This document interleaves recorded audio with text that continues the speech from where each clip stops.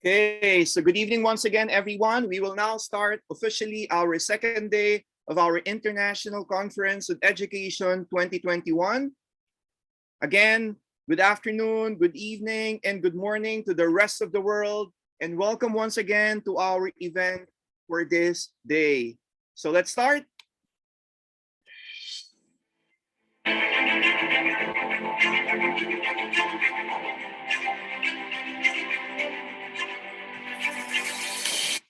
So I'd like again to welcome everyone. My name is Dr. Dari Idakanay. I am the International Internship University Country Deputy Director for Philippines and the Director for Academics of St. Patrick's School of Quezon City, Philippines. It was such an amazing event that we had yesterday. And true enough, we had learned so much in the direction of education 2022 from innovation, creativity, from using games, from pedagogy, curriculum, and many more. And tonight, we will continue on talking about Education 2022 with our special speakers and guests tonight who would be sharing their very own insights of what's next in Education 2022.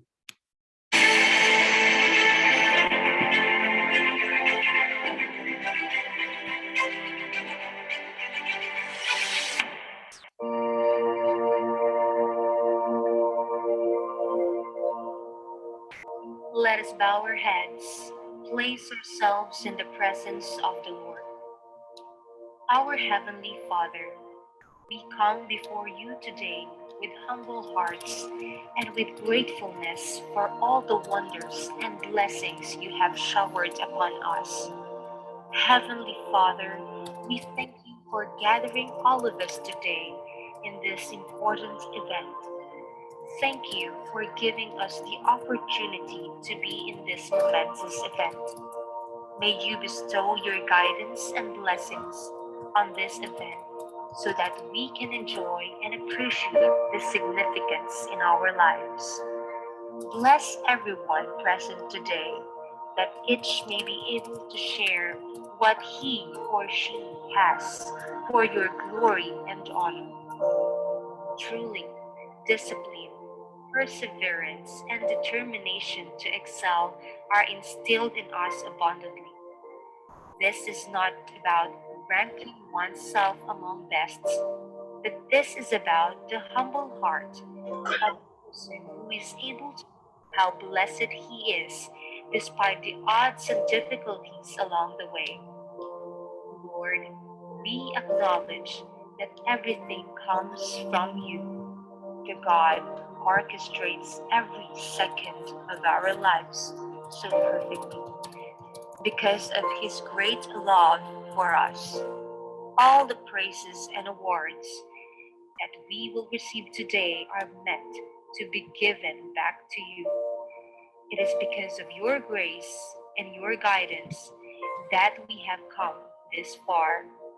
Whatever is set before us, we give all the glory back to you. May this event be a success.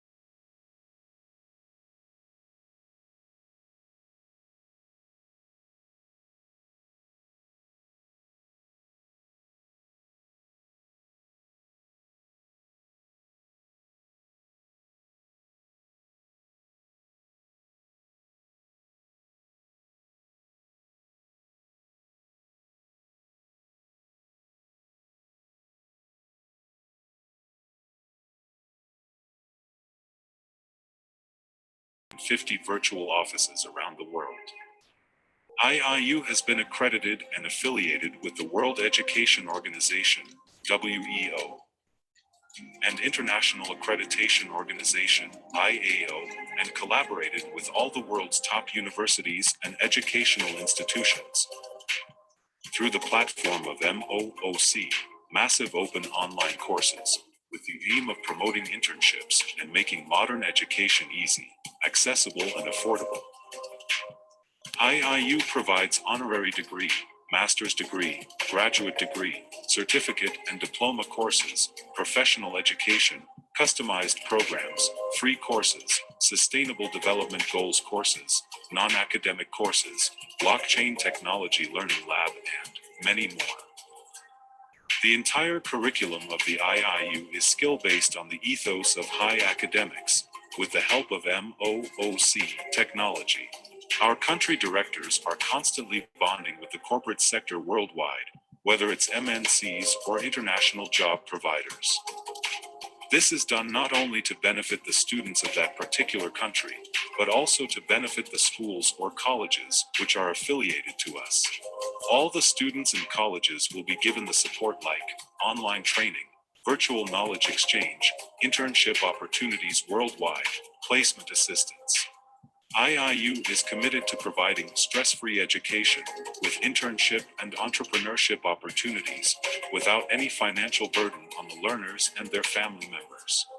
International Internship University, after its inception in Australia, India has become the main hub of its operations.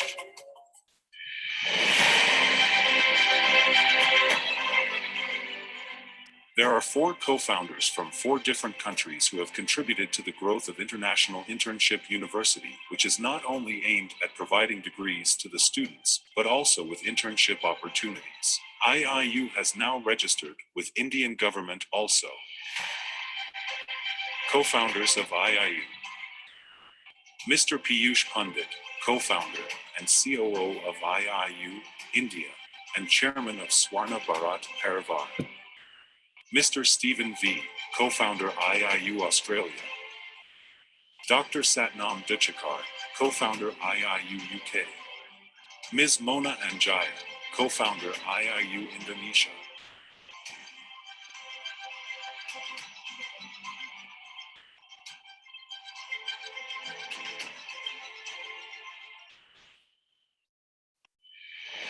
The Team IIU has been working tirelessly and is putting in efforts in all dimensions to bridge the gap of education in society. International Internship University has formed various councils to address specific issues faced by students, youths, women, and in the field of education. International Student Development Council. Objective of this council is to help, guide, and motivate the students. The council is made to ensure that the voice of the students is not suppressed. Building a sense of community is the essence of the International Student Development Council. International Youth Development Council is formed with the objective of improving the lives of children and adolescents by meeting their basic physical, developmental, and social needs and by helping them to build the competencies needed to become successful adults. IIU Women Entrepreneurs Council recognizes the incredible skills possessed by a woman, respects their self-worth, and intertwines it with entrepreneurial skills to give a woman the power to create magic, magniloquence, and money with her skill sets. IIU Women Entrepreneurs Council is giving an opportunity to every woman on this globe to witness the uncultivated talents within her, to be the successful women entrepreneur. International Council for Educators recognizes the contribution of educators all over the world in the field of education and encourages them to be a part of it and to change the lives of many more by imparting quality education and spreading knowledge worldwide. IIU is for everyone. Whatever you covet to be, whatever you crave to do, whatever you yearn to study, without any financial stress.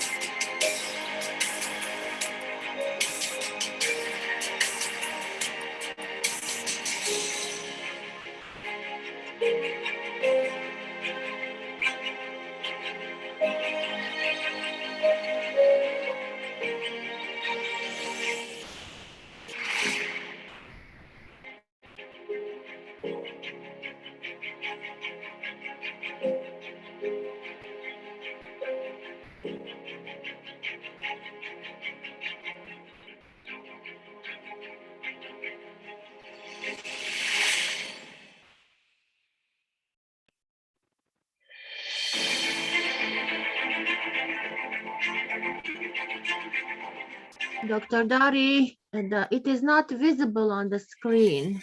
We only hear the music. All right, all right. Thank you, thank you.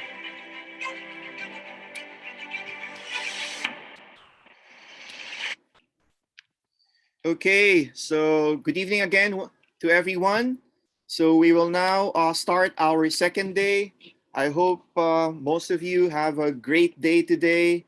And please sit back and relax and listen to our international speakers who will be saying their piece for today. Our first speaker, we will have our first plenary speaker, is the Chief of the Youth Formation Division of the Department of Education or the Education Ministry in the Philippines. Ladies and gentlemen, please welcome Mr. Adolf Aguilar. Adolf, good evening. Yeah, good evening. So allow me to present my slide first.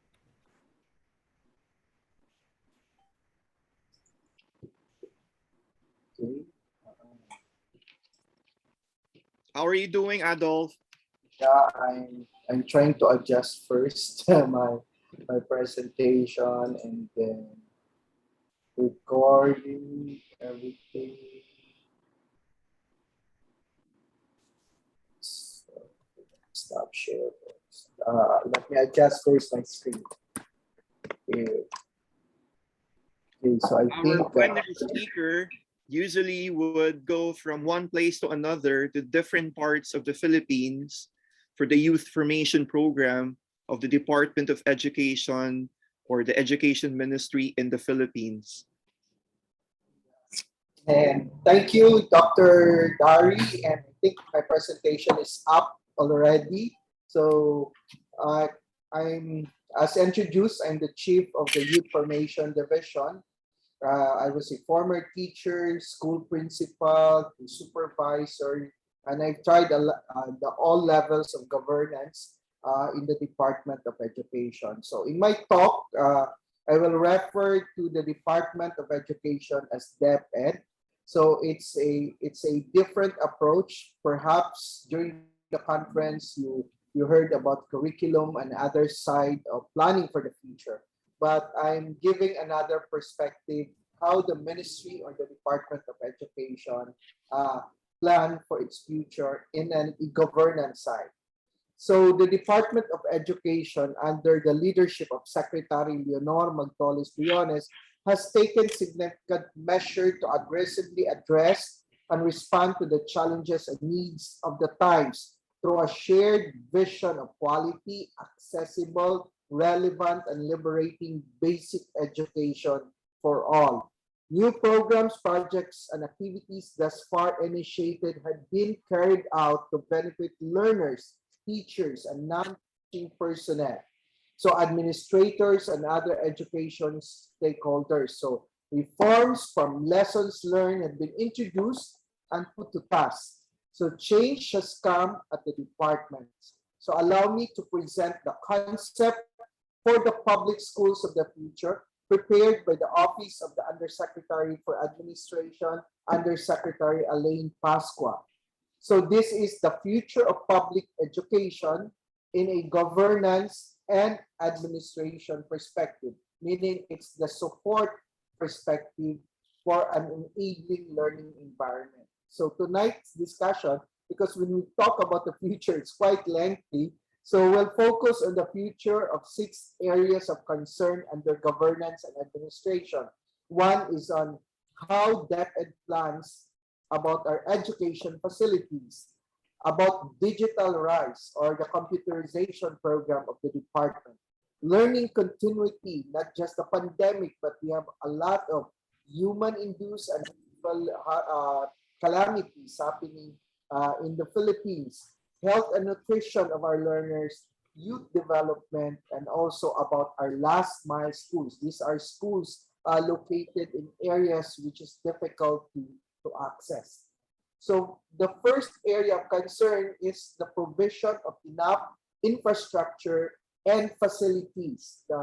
This is one of the school that is been built in Eastern Visayas, 100% solar powered. I think it was built in Samar, and it's the kind of school that we'll be having in the future in remote areas. So we envision that all public schools should have adequate physical facilities, sustainable infrastructure that is safe, secure, and provides a conducive teaching and learning environment. So it includes the design of the new desk. Before we have individual chairs, but now we have desks that provides more spaces for collaboration. We have provision of potable drinking water and so on. So we envision that classrooms with enough tables and chairs that provides comfort and ease to learners in their daily task of reading, writing, and listening. Adequate supply of books and portable computers. Before, we have all those PCs, but now we envision to have these laptops already and tablets to be used in our schools. And we provide, encourage creative thinking. These spaces will encourage creative thinking, collaboration, and exchange of ideas. We also envision to provide locker rooms and cabinets for keeping bags and other classroom materials, equipment, and supplies.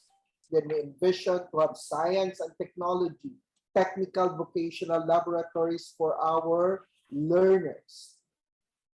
So to provide library, other learning resource with books, tablets, etc.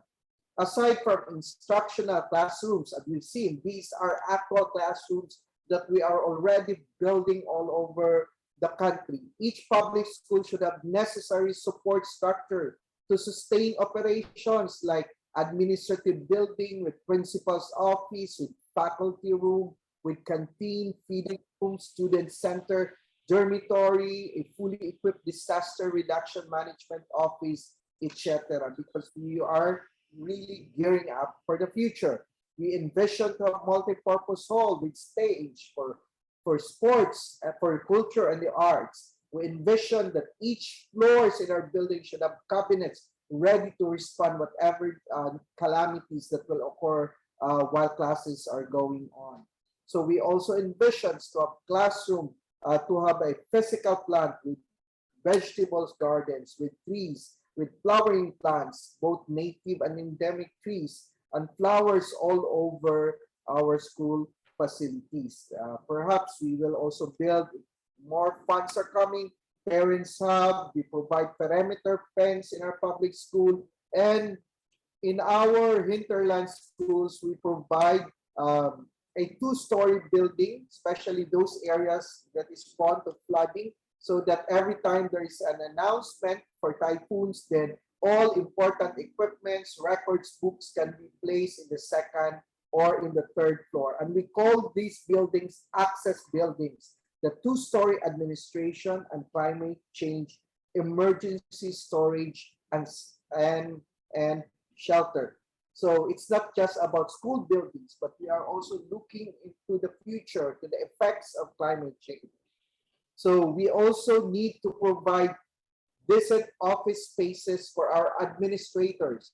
We have division offices in cities, provinces, and regional offices. And we are now looking into office spaces that could have a good ambience for them to work effectively in the department. Not just we are looking into the future, but we are also looking into conserving our heritage buildings. So in the Philippines, we call these buildings the Gabaldon School Building. These are first set of public school buildings built all over the country. That's because of a legislative act of Congressman Gabaldon. So these are now heritage schools buildings being completely restored so that we can provide a sample of a kind of history to our learners. So it's not just about the future, but moving forward, we also think about preserving our rich cultural heritage as an education sector. So this is what our department is planning in terms of physical facilities. Now we talk about the digital rise, our computerization program. So DepEd addresses the changing needs of time by adopting a new policy direction in transforming education. The adoption of a strong foundational framework and support in education technology in accordance with the promise of the fourth industrial revolution. During the pandemic, then there is a it improves a lot in terms of improving our capacity to deliver virtual education. And our DepEd TV, which is shown all over the country to free TV, to satellite dish, or to cable TV, was already recognized abroad for its outstanding accomplishment, being an education provider. These are a group of teachers trained to become teacher broadcasters to deliver quality educational broadcasts. So these are the channels available that 16 millions of our learners being able to access this kind of technology that we offered during the pandemic. So we called it DepEd TV.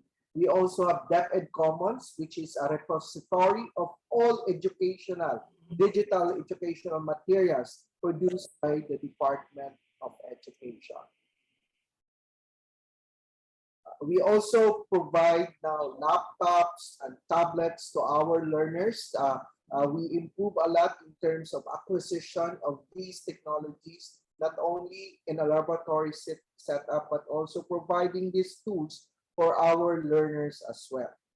Each classroom, we envision that each classroom will be equipped with a digital board, LCD, LED TV display, or interactive screen display as a replacement of or in addition to the traditional use of whiteboards and blackboards.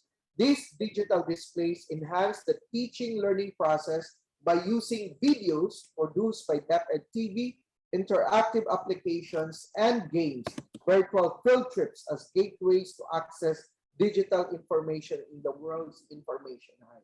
We already saw the potential of DepEd TV as a game changer in Philippine education, because even after the pandemic, DepEd TV will now set the pace in terms of curriculum, how lessons will be taught. It will give an amplifying power. The best teacher will be caught on video, delivering quality lessons, and then it will be amplified, delivered by other teachers all over the country. Think of the potential of this DepEd television in terms of improving quality of Philippine education, not just during the pandemic, but even after the pandemic. So we provide, not only we provide computer sets for our teachers, but for our learners, but we envision to provide quality laptops, quality tools also for our administrators, for our educational leaders, so that they will be responsive also to the challenges brought about by technology. So during the pandemic, we also delivered cell phones, tablets, and laptops to far-flung areas, which we call last-mile schools, for students to have access to technology, which during this time of the pandemic. Then aside from that, DepEd also provided materials or transportation to key offices for them to be able to deliver quality education to the field. So aside from that,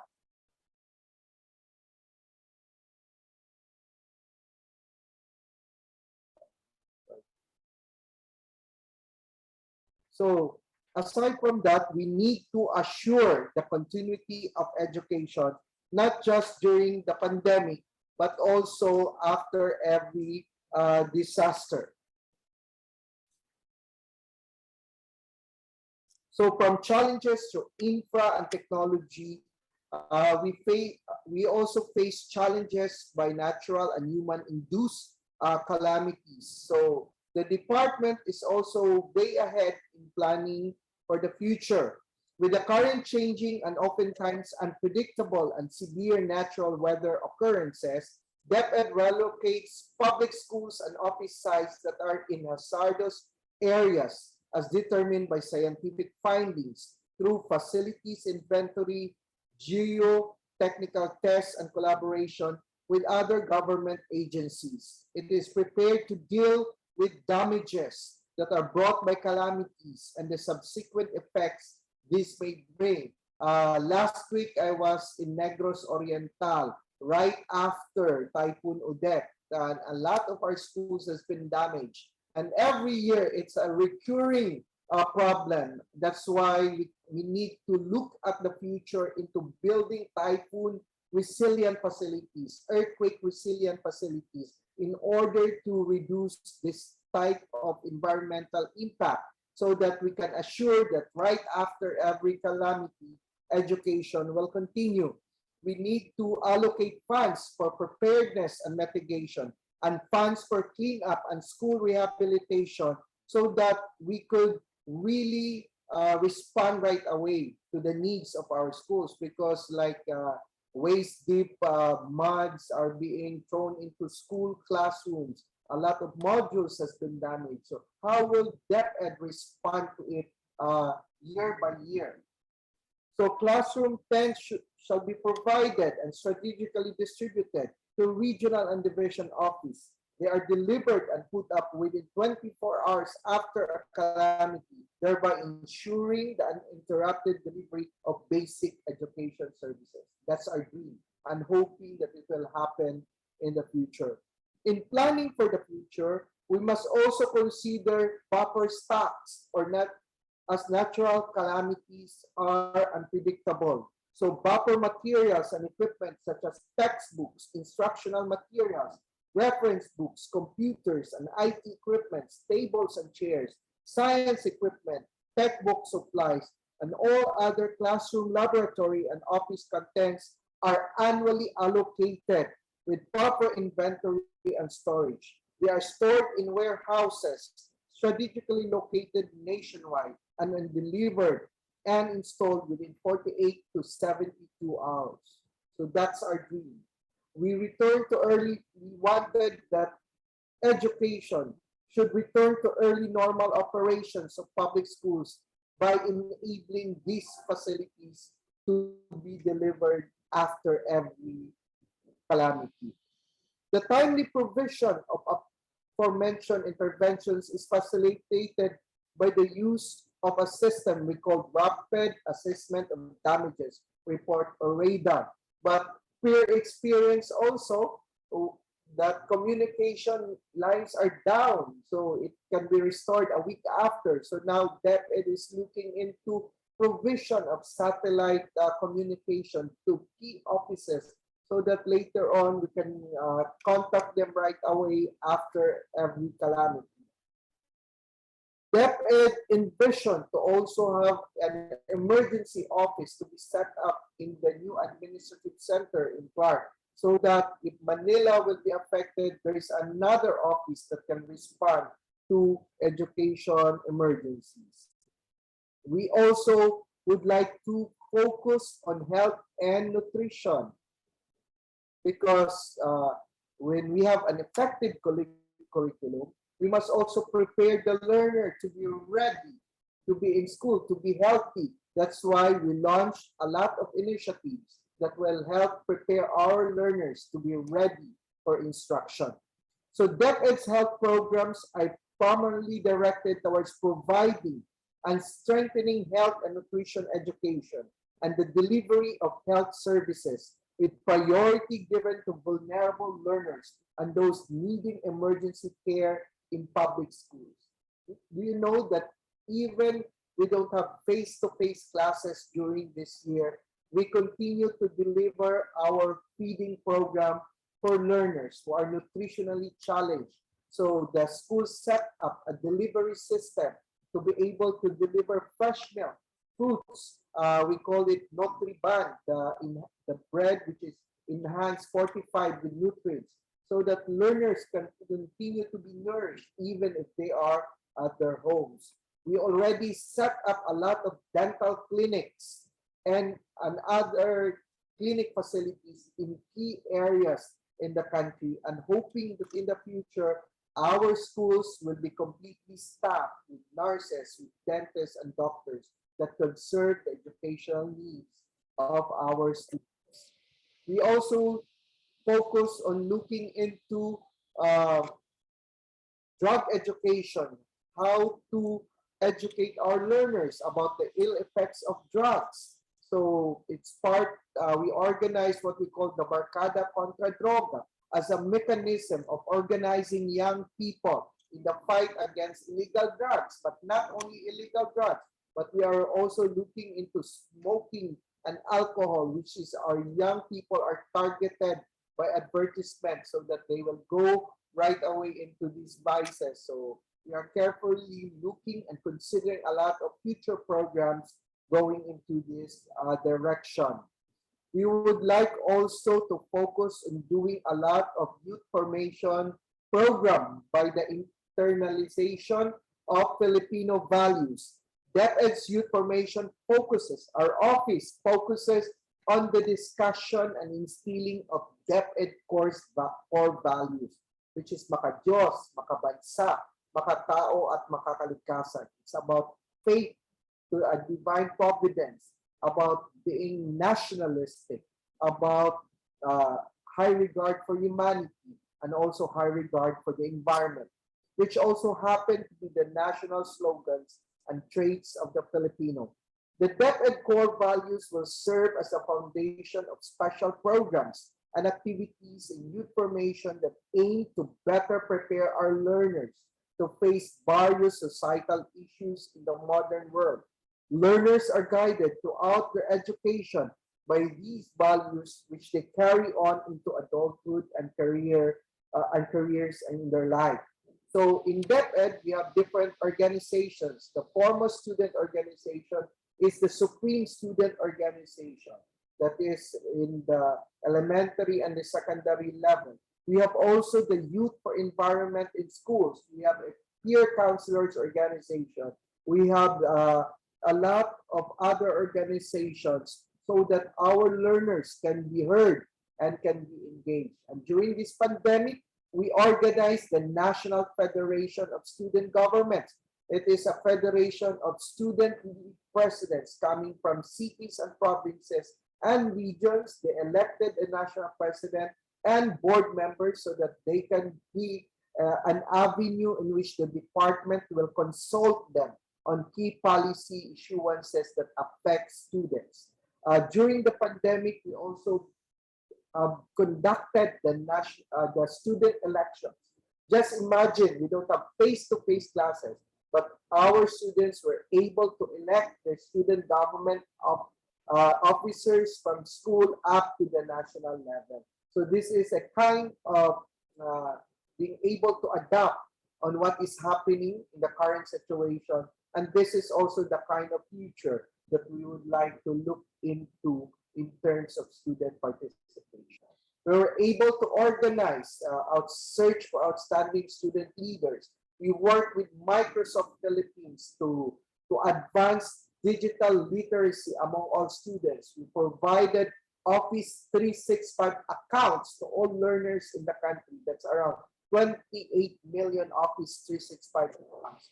We partnered with Microsoft and LinkedIn to provide LinkedIn access to training and digital certification of our learners. And we also partnered right now with Microsoft to advance courses on allyship, on gender equality, on issues about inclusion of students and LGBTQ plus concerns. So these are exciting years for us, and the pandemic has opened a lot of opportunities for us to consider in determining Philippine education in the future. But the primary concern when we think of education in the future is for the department to be able to close the gap, to be able to reach unreached communities, to be able to provide facilities to far-flung schools so that we can provide equal or greater opportunities for all Filipino learners. We call it the Last Mile School Programs. This is one of the flagship programs of the Duterte administration and the administration of Secretary Leonor Magtoles Briones. So in the Last Mile School Programs, we aim to deliver educational inputs to these far-flung schools, provide buildings and access to communities by providing educational interventions by providing cell phones, tablets, and computers to all learners in these areas. So with this, DepEd is confident that we are inching our way closer towards the future. DepEd right now is in the perfect situation, not just make public schools at par with the times, but also future ready, guided by our core values, Secretary Biones' 10-point agenda, inputs from our field, from field officials through various consultations, and supported by the efficient manner of delivering service, DepEd is ready to move towards the future. These are just aspirations of the administration's strand to support learners' activities.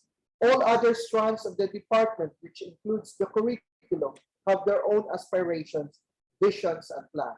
Yet everybody is enjoying to pitch in their vision and aspirations.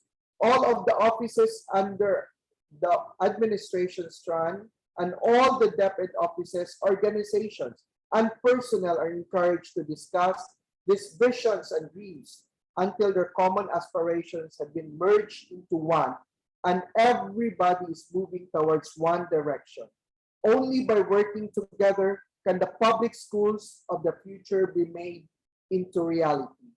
Our strand, the administration strand, is focused on delivering interventions about looking into the future of education facilities in the country, in responding to the challenges of the digital world, in providing provisions for learning continuity, not just about the challenges of the pandemic, but also the challenges of the natural and human-induced disasters, of ensuring healthcare and proper nutrition to our learners, in providing avenues for youth development, and in looking into the future of our last mile schools, then we can say that we have a holistic approach to education in which we look into the future of the curriculum and we look into the future of support services. Then we can say we are one Department of Education and we are ready for the future. Mabuhay po at maraming salamat sa inyong lahat.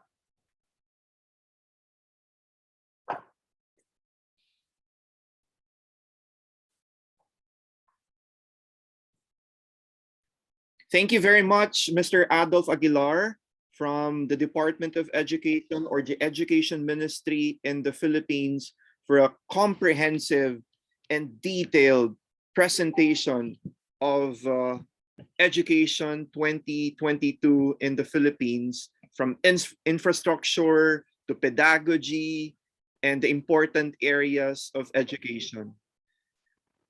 Can we give Mr. Adolf a round of applause or a virtual clap for him? Thank you very much, Mr. Adolf Aguilar, for that wonderful presentation. We are very lucky indeed to have you in the event, especially our colleagues, our educators, teachers in the Philippines who are watching right now, and to the rest of the world, to educators. Hopefully you'll be able to learn a lot also from our education ministry in the Philippines. All right, our next speaker will now proceed now to our next presentation. We will have Dr. Kalpana Dixit of India, who will be our next presenter, who will be talking about another important, agenda for Education 2020, which hopefully many of you would be able to do. Please all welcome Dr. Kalpana Dixit of India. Sir, good evening, sir. For mine is on third day. Mine is tomorrow. Today is not my schedule. Come Sir, again, Dr. Kalpana? yeah, I'm Dr. Kalpana Dixit, but my schedule is tomorrow. Ah. Tomorrow on third day. You will be tomorrow. Yeah. Oh, I'm so sorry. If you like to, if you want me, I will. I am always ready. No, I'm If so you want me, sorry, then I'm ready. Dr. Kalpana. I think Yeah. I had viewed the wrong schedule. Yeah. All right. Thank you very much, Dr. Kalpana. I'm so Yeah. excited. That's why Tomorrow I am in I called you preliminary much session. earlier. Yeah. My No apology issues, for sir. that. Okay. Our next speaker will be Mary Grace De Souza of the Philippines. She's actually my PhD student at the Manuel L. Quezon University, and she'll be talking about one very important topic which everyone and our students need, and that will be about food education. Mary Grace, go ahead. Let me share my screen. Good evening. No worries, Mary Grace, you can go ahead.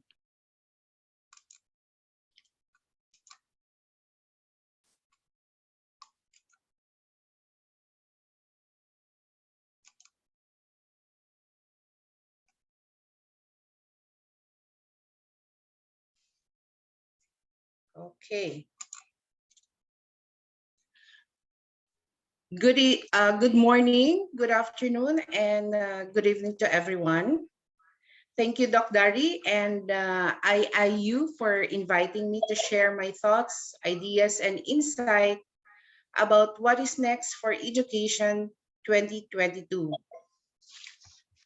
My sharing this evening is about nutrition in education for better academic performance. Our country, the Philippines, belongs to the third world, basing itself on its poverty index. Statistically, the Philippines has a fairly high poverty rate, with more than 16% of the population living below the poverty line.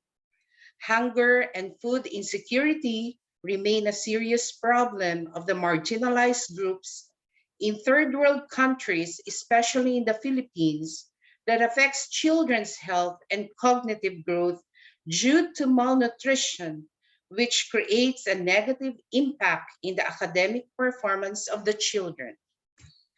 In July 2020, a survey shows that 20.9%, or about 30 million Filipinos, mostly children, are experiencing involuntary hunger due to lack of food.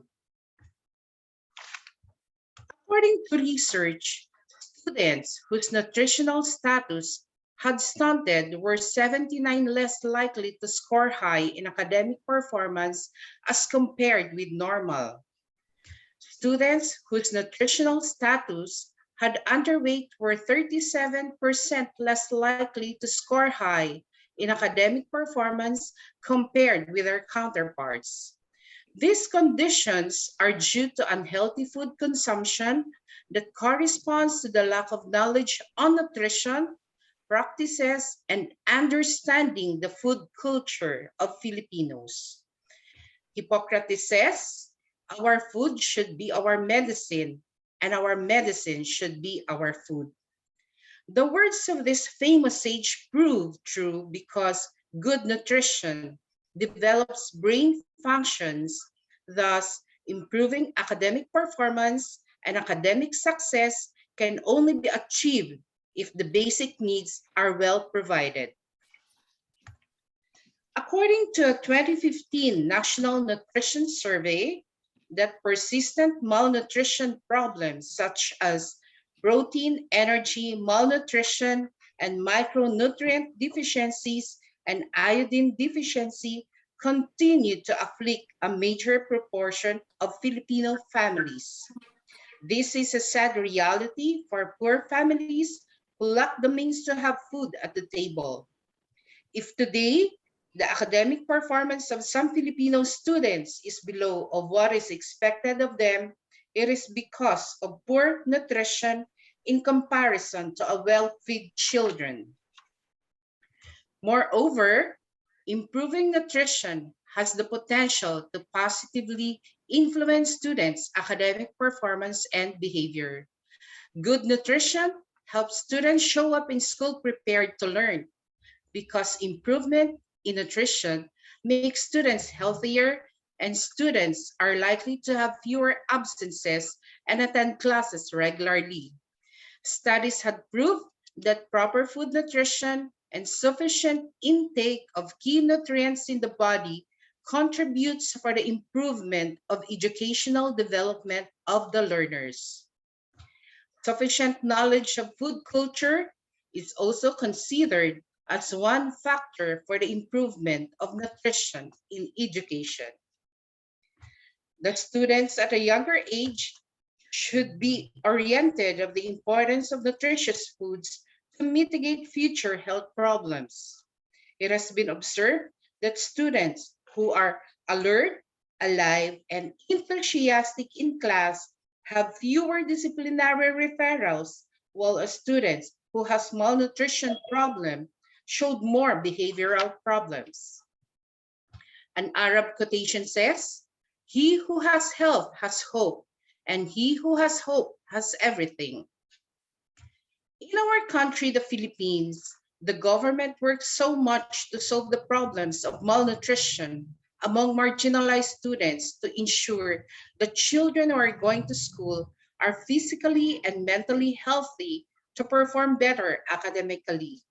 Thus, several programs were initiated through different interventions, assuring the sustainability of the program in nutrition for students from public and private schools to receive a better nutrition and avoid deterioration of the cognitive function. The Green Revolution and livelihood projects through community development programs were among the longest programs initiated by the government, which aims for poor families to augment their income and provide good food for their children. A great man once said, "To keep the body in good health is a duty. Otherwise, we shall not be able to keep our minds strong and clear, because a healthy child is a promise of tomorrow." Teachers are not only meant to mentor their students to develop their intellect and character, but also to advocate good nutrition by teaching the values of proper nutrition to obtain a healthy mind and body. As second parents to our students, and as we move towards the recovery from pandemic, it is a big challenge for us educators on how to take care of our students' health. That is, ensuring that they get the proper nutrition to be physically and mentally healthy as we face the new normal. It is high time to intensify collaborative work with parents in educating our students. Let them understand the importance of eating the right foods and the risk of eating unhealthy foods. Let us support the nutrition programs of the school by collaborating with other organizations, both local and international.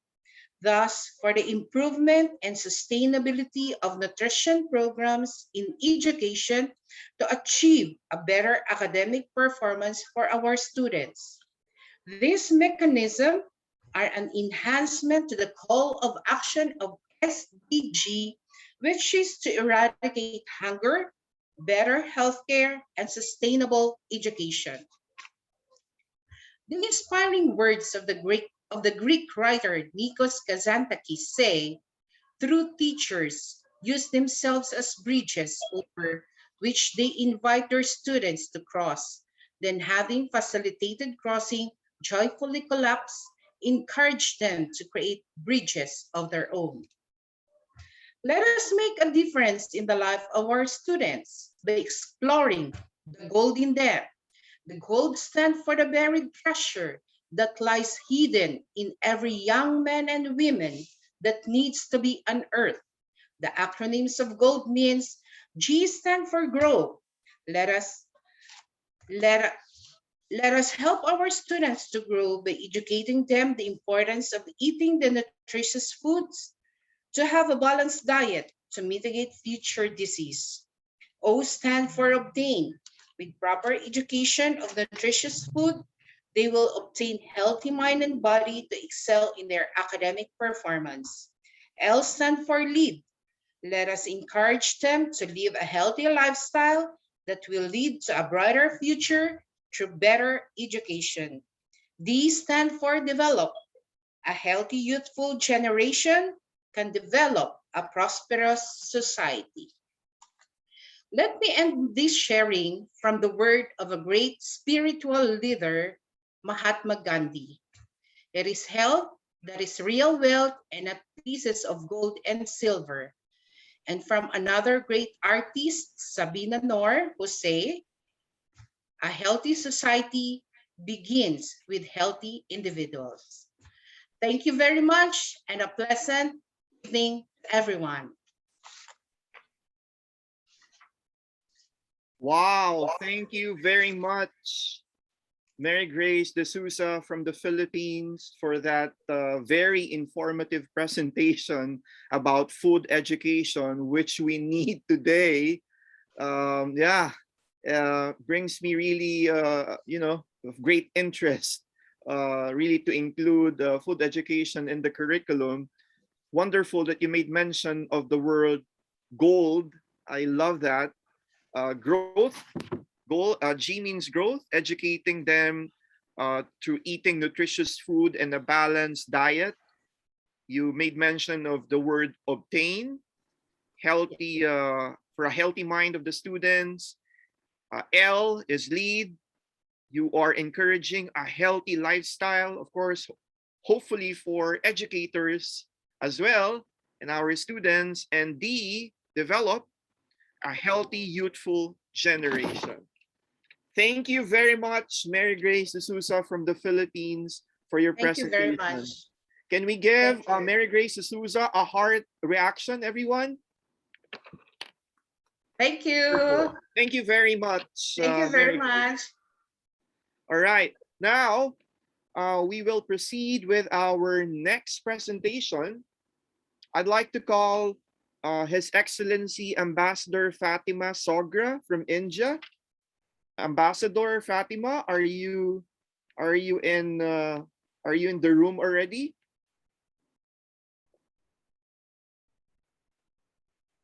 Calling Ambassador Fatima Sogra from India. Are you in the Zoom room already? I guess she's not yet here. All right, we will proceed with our next speaker. Our next speaker, we have Miss Liling Ma from Taiwan. I usually call her Sarah, and she's a very good friend. I remember when we went to Japan, she was our interpreter and helped us a lot. And she'll be able to share to us many inputs about Education 2020. Sarah, go ahead. Okay, allow me to share the screen first.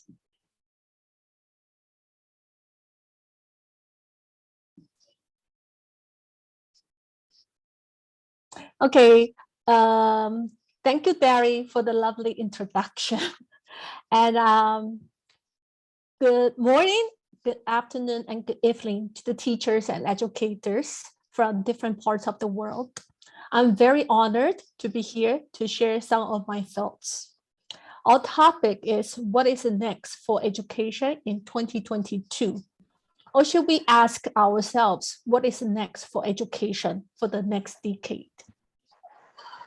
Okay, as we are about to say goodbye to 2021 and embrace the coming year of 2022, I believe we all feel grateful and blessed that we are well and sound, and we can continue to provide our service to our stakeholders and answer the calling. In the meantime, I think we need to reflect the past in order to provide a better and suitable education for the for the young learners. Before the pandemic, educators and the researchers talk about the needs for 21st century. And then, we discuss about the learning skills, life skills, and literacy skills. And also we talk about the students or the Generation Z and Generation Alpha. And they belong to the digital natives, while teachers are the digital immigrants. We also talk about we are now in our fourth industrial revolution, and we should really prepare our learners to the VUCA world, right? Okay, so let's also look at this, okay? We also should know about the knowledge decay time. It's a shrinking, it's a shorten, okay? And, we have to prepare our students for the future. As you can see, 85% of jobs in 2030 have not yet been invented.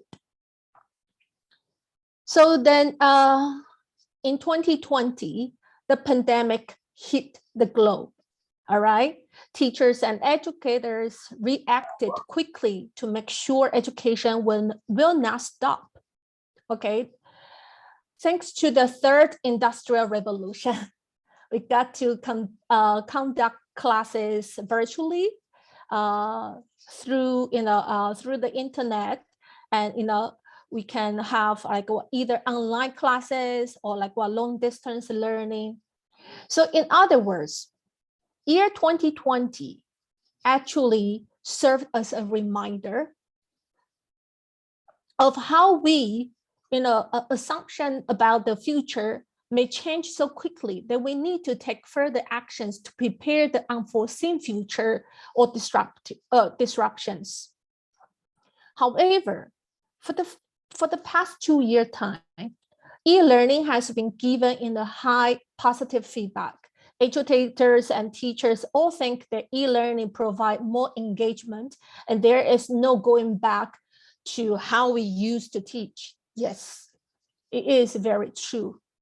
We have more digital tools and technology to advance teaching.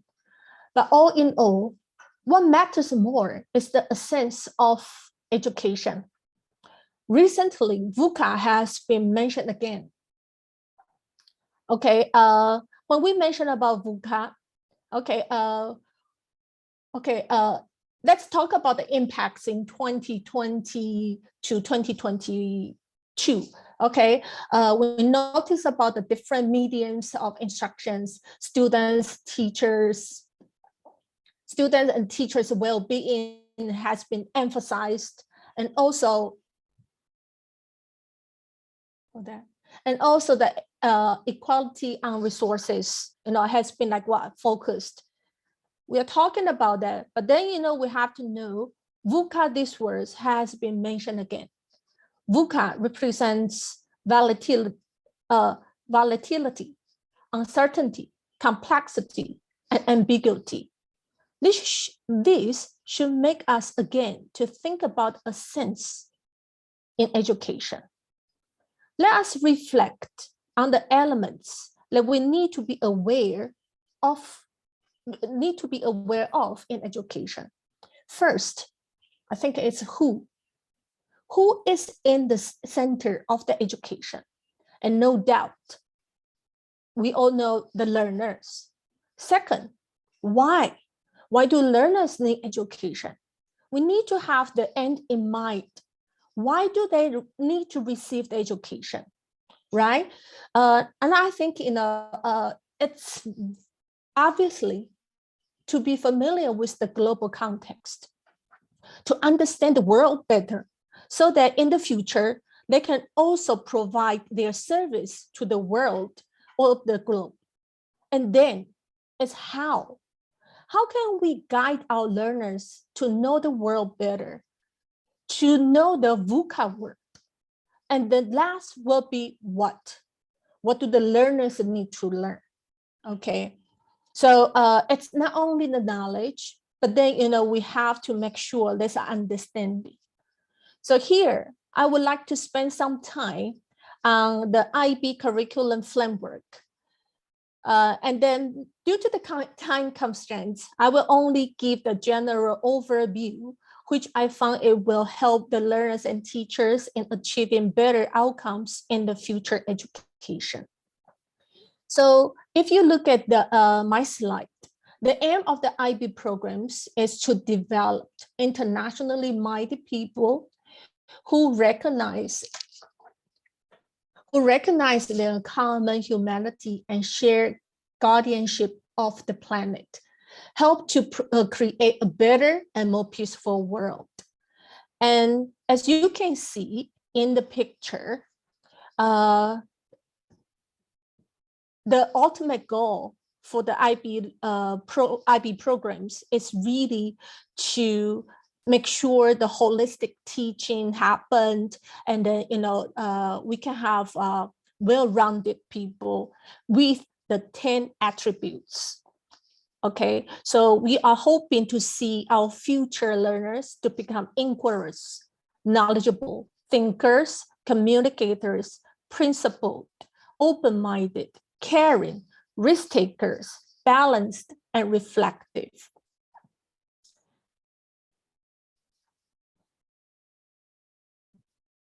So, okay, so then, let's look at who first. As we mentioned, the essence of the education actually is the learners. We've been talking about the learner center. IB education is also talking about the learner-centered program. Basically, as you can see, there are three shadows, people shadow over there. That's from young to adult. So IB learners profiles aims to develop learners' body, mind, and heart. And next, let's look at why. When we say, why do our learners need to receive the education? We have to know we are preparing them for the unknown future, for the unknown world. So global context actually makes it very important. Oh, sorry. The wrong typing. I didn't check about this. Okay, this is a global context, but the skills that we mentioned about actually is the ATL. Okay, it's the next slide. How we are going to emphasize on the learning. Okay, so we have to emphasize on learning how to learn. We have to make sure, what we are going to bring it to our learners. Okay, so approaches to learning, which is very important. It also matches with 21st century, what the learners needs in the 21st century. So we need to guide our students with the 5 skills: communication skills, social skills, self-management skills, research skills, and thinking skills. So basically, it's just like a saying. You teach a man how to fish instead of feeding them a fish. Right? So basically, skills are more important. So that's why, for teachers, also we have to focus on the approaches to teaching. It's not only for the teachers to guide the students, but the teachers ourselves, we also need to learn how to guide our students better. So, the approach to teaching is like based on the inquiry. Okay, we need to combine the learner's prior knowledge and to construct their knowledge based on the prior knowledge. So make it meaningful. Okay, focus on the conceptual understanding developed in local and global context. Focus on effective teamwork and collaboration. Differentiate it to meet the needs of all learners and informed by assessments. And then that's the last will be what.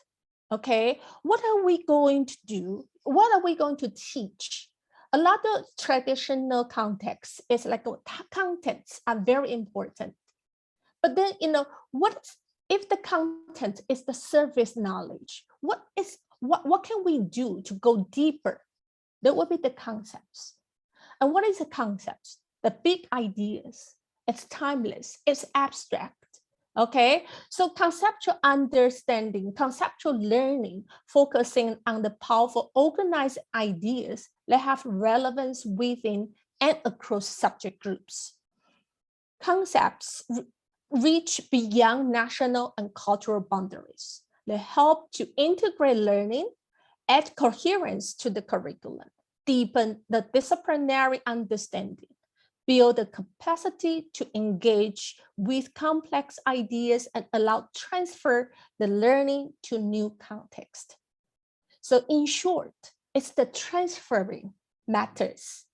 If we only know the knowledge, however, the learners do not know how to transfer the knowledge into the new context. I think, that's also the route, memory. Okay. So for that, IB education, IB curriculum also provide inquiry, reflection, and action. Okay, meaning to say, we are preparing our students for the future, and the students they have to learn the problem solving. So action actually serves a very meaningful purpose here for all the learners. So to end this, I would like to use the IB mission statement to end this. I think the education is meant to develop young people who can help to create a better and more peaceful world. And I think, we should really encourage our students across the world to become active, compassionate, and the lifelong learners who understand that other people with their differences can also be right. Okay, so this is a very short overview for the IB education. And I think, we've been talking about the digital learning. We've been talking about, the advantages of e-learning. However, I think we should not forget the essence of education is to prepare the learners for the future that we may not be participate in. Thank you very much. Thank you very much, Lilingma, Sarah, for that very informative presentation. You made mention of, VUCA in education. I guess it's very important, especially in the design of schools for today. Okay, we need a better understanding of VUCA in education, and also your thoughts about the International Baccalaureate program, which I think is very good for many of the schools. And you talked about the holistic learners and made mention of the 10 important attributes for the International Baccalaureate program. Especially, the program is hopefully targeting for students to become global leaders and developing their inquiry, knowledge, confidence, and of course, being able to care for young people. With that being said, thank you very much, Sarah, for bracing this conference, and we hope to see you very soon. Thank you, Sarah. Thank you, Derry. Okay, thank you, everyone. Have a nice evening. Can we all give Sarah a clap reaction? Thank you very much again, Sarah. Okay, we will now proceed with our next presenter.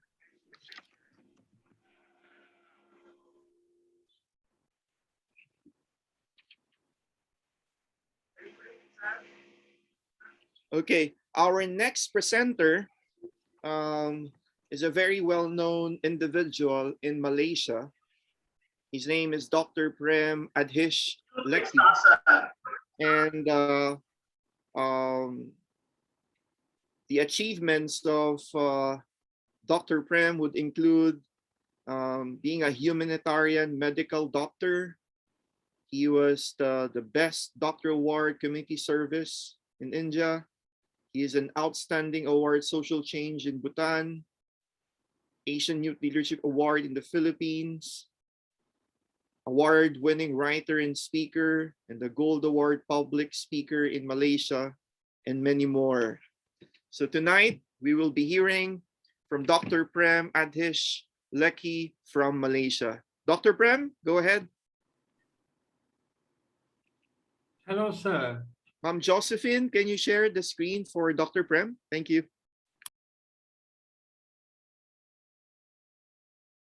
Okay, greetings from Malaysia, Dr. Danny. IAU Philippines, sir. Thank you very much for the invitation, sir. It's my great honor and pleasure to be a part of your esteemed program. Thank you for sharing this too. May I first say that I have a soft corner for Philippines. The reason is I'm involved in the post-super typhoon. I was involved with the super typhoon Yolanda, Haiyan, and now Rai. I have all my condolences for the victims. Being a doctor by profession, my heart melts at the sight of pain. Now, talking of pain, since we are involved with COVID-19 and the Omicron variant, because I am with the Doc to Us COVID-19 Task Force International. So I understand what education means, and I teach doctors as well. Now, having said that, for this very beautiful, so yes, repeat, International Conference on Education, what's next for education in 2022? Sir, ladies and gentlemen, listeners globally, friends, brothers and sisters, may I take you to a journey. As you can see on the screen, this is the World Higher Education Conference to be held in about a few months, 5 months in Barcelona.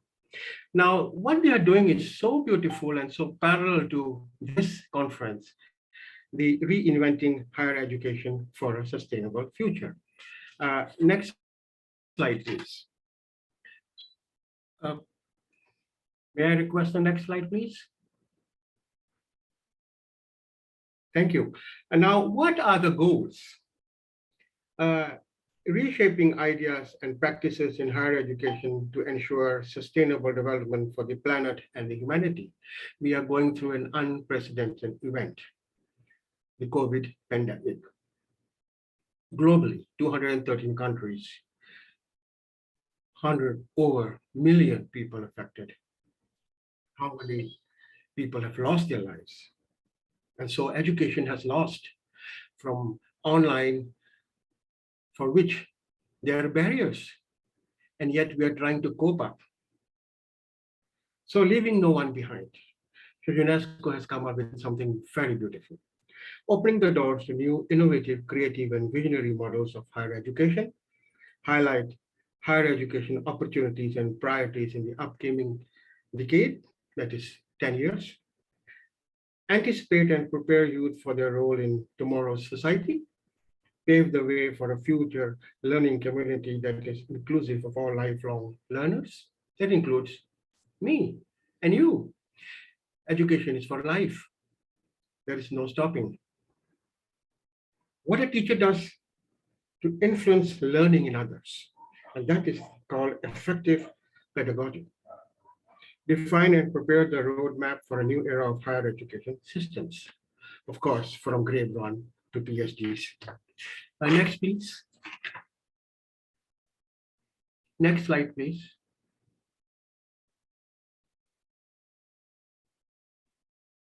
Am I audible, please? Yes. Thank you. A global conversation on higher education. What is the higher education ecosystem? Disruptive and innovative, continuous participation process to achieve the conference milestones pre and post, a worldwide reach, global, international, inclusive government and intergovernment organizations and international networks, universities, NGOs, private sectors, youth engagement and empowerment, a special strategy to involve, empower, and inspire youth. Next slide, please. What will happen is the next slide.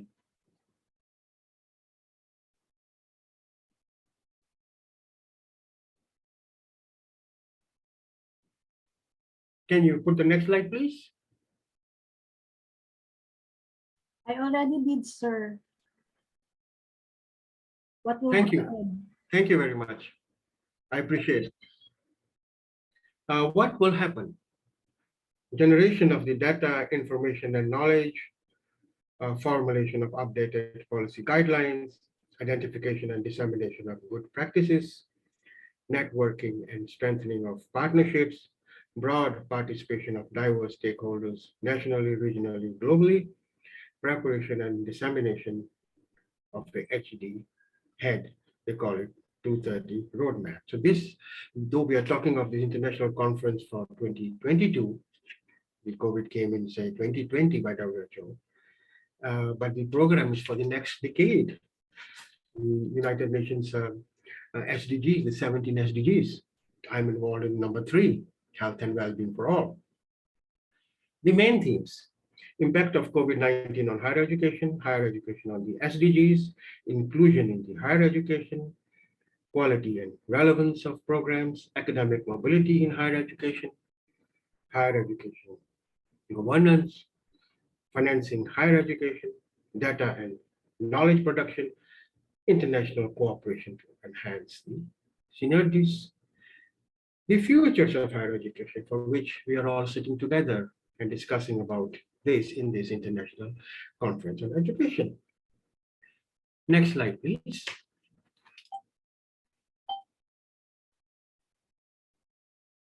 This is timeline.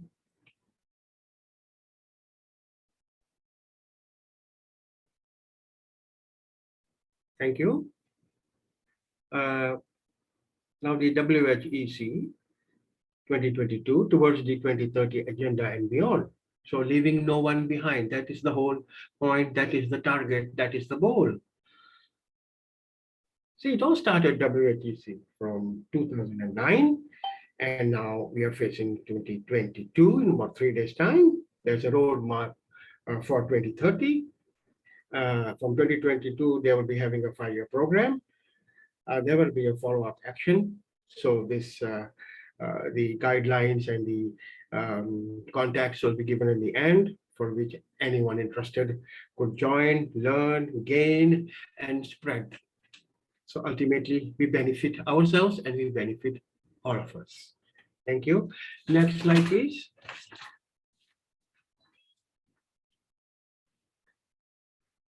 Strategies. Thank you. Now, what are the strategies? The knowledge production and the policy dialogue, which we actually now having it in some form online. The youth engagement.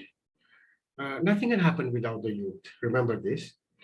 So it's very important for them to be engaged in such conferences. And I'm happy we are now having like 48 participants, of which let us see how many youth are there. That will be an interesting question.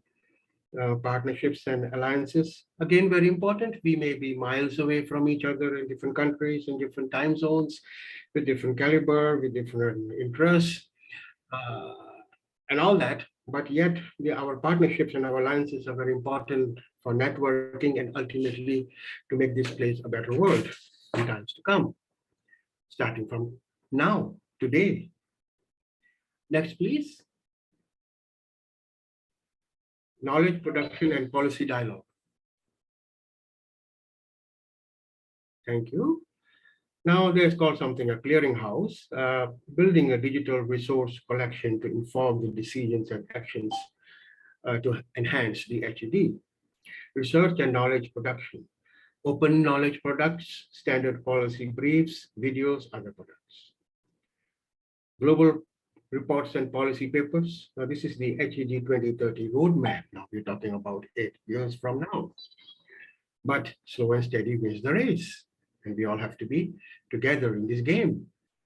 Report of the Global Independent Expert Group on the Universities, EGU, and the 2030 Agenda, Technical Expert Group, TEG background, documents, and there are other things to be considered as well as we go along. Policy dialogue and consultations, unit win networks, UNESCO chairs, contributions, worldwide consultation meeting, reports, stakeholders within and outside HED organizations. What we're doing now is worldwide, and it's so beautiful, and thank you. Youth strategy, events, and recommendations. Survey reports, HED contribution to lifelong learning, few of them, HED Sustainable Development Goals, as they call it, SDGs, and leaving no one behind, UNESCO chairs. The whole policy of today's conference is actually leaving no one behind, irrespective of where you are, who you are, and what you can or you cannot do, but you have the right to be educated. Policymakers, SDGs, and leaving no one behind, UNESCO national commissions. So UNESCO, the United Nations body, has come up with this, wow, this pledge that no one should be left behind in education. So this IU's program for the international conference is actually applaudable. Next, please. Youth engagement. Thank you. Involve, empower, and inspire. How beautiful. They have to be involved, they have to be empowered, and inspired. Raising all youth voices, working for inclusion. Youth has to be included now more than ever, especially post-pandemic, whenever it takes place.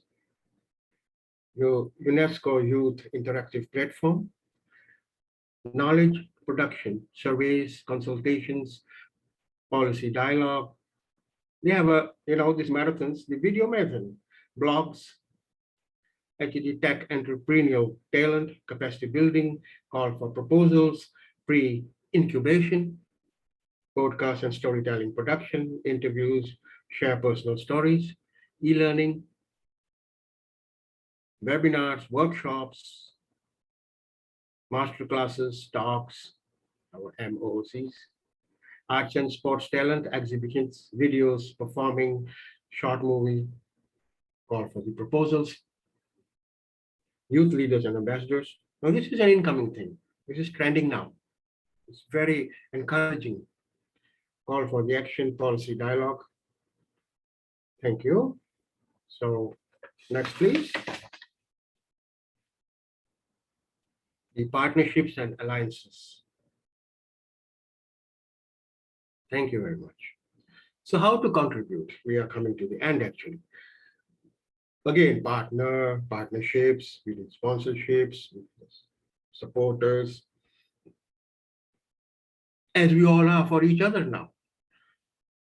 Benefits, what will be the benefits? The visibility, as we all are now.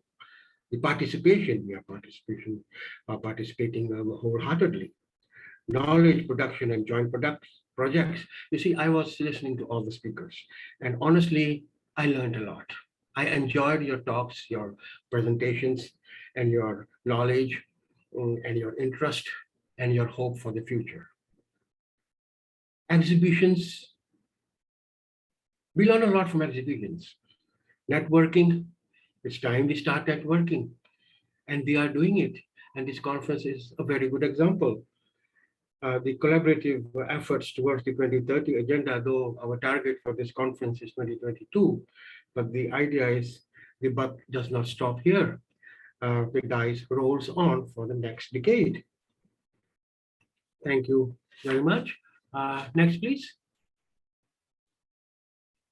The HED contributions to the 2030 agenda and beyond. Okay, now the outputs. So important, we need outputs. So this conference content produced and for shared to be a knowledge, innovation, and good practices. This is a chance for me and you to be more proactive. Guidance to member states and capacity building of HED relevant stakeholders for strengthening the political will, the policy and program development provided nationally, regionally, globally. We could be active nationally in our communities, in regions, and globally, which ultimately will benefit the world. Coalition among the HED international community in favor of the 2030 agenda and futures of education reinvigorated. What a beautiful word, reinvigorated. Why I emphasize on it? About this conference, the take-home message should be this. We go out with more energy, with more ideas to be put into actions.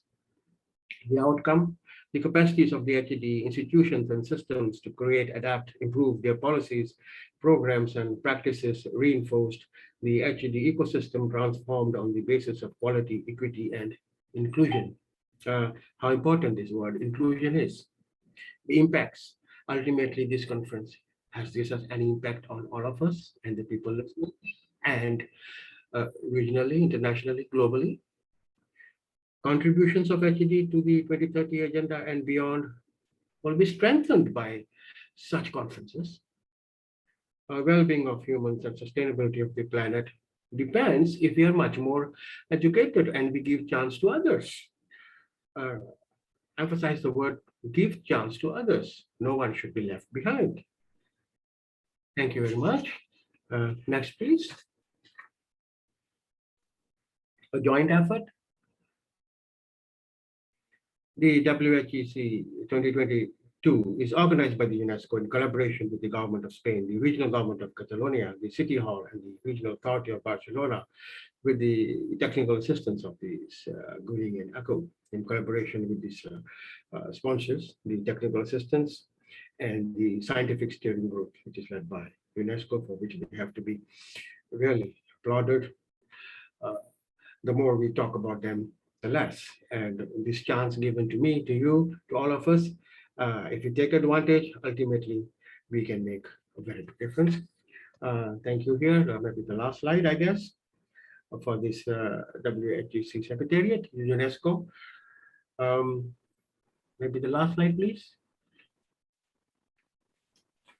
It's a thank you slide.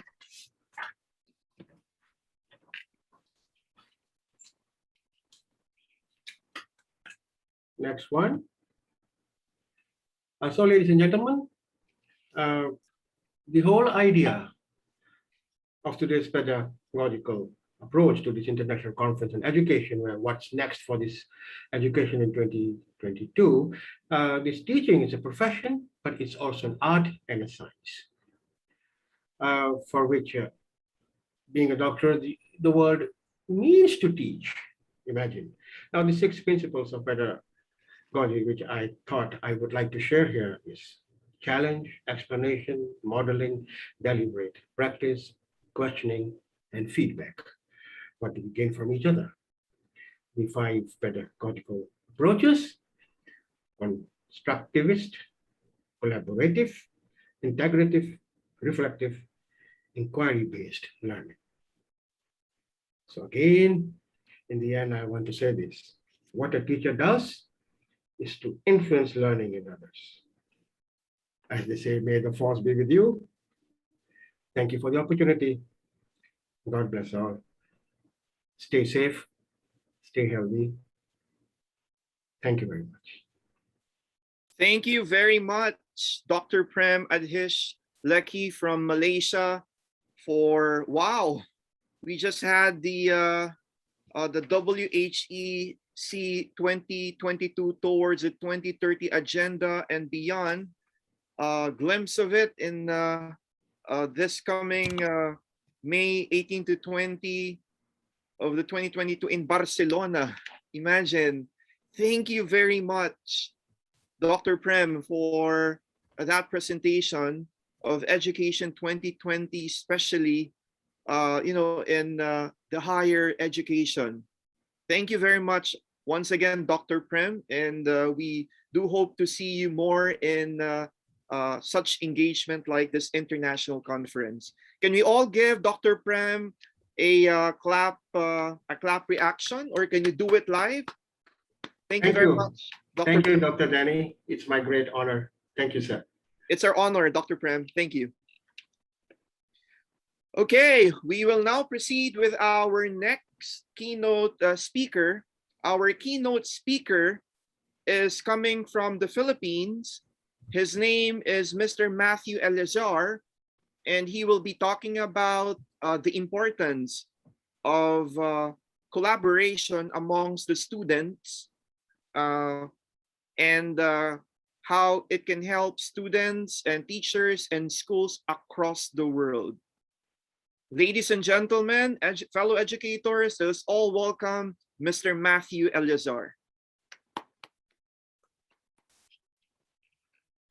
Matthew, we cannot hear you, Matthew. You are inaudible, Matthew.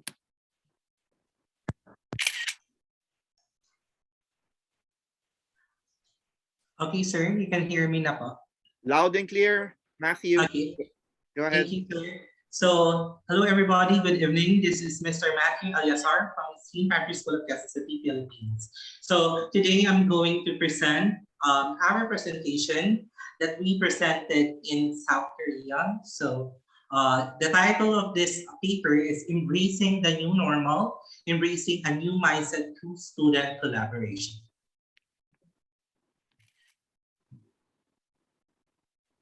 So, Mr. Dari Dakanay, Ms. Lara Maria Chondo, and I presented a paper in English Language and Literature Association of Korea in ALAC International Conferences last December 16 to 18, 2021 in Korea University, South Korea. So, the paper is about the education in the new normal. Many of the school systems in the Philippines began coping with issues created by the COVID-19 pandemic in early 2020. The K-12 education across the globe moved attention from different priorities such as survival of private school for student enrollment, teacher retention, pedagogy, creative and innovative curriculum to address the immediate needs of students and their families. A year later, the Philippines, the pandemic adaptation such as virtual learning, safety measures, teacher professional development program, new creative and innovative curriculum, and up-to-date pedagogy dominate education practices. Yet many education leaders are beginning to look to the future after the pandemic. Immediate threat has passed and considering what other priorities will be for the coming school years to come. Effective school learning in fast-changing time must be all about collaboration. Always remember.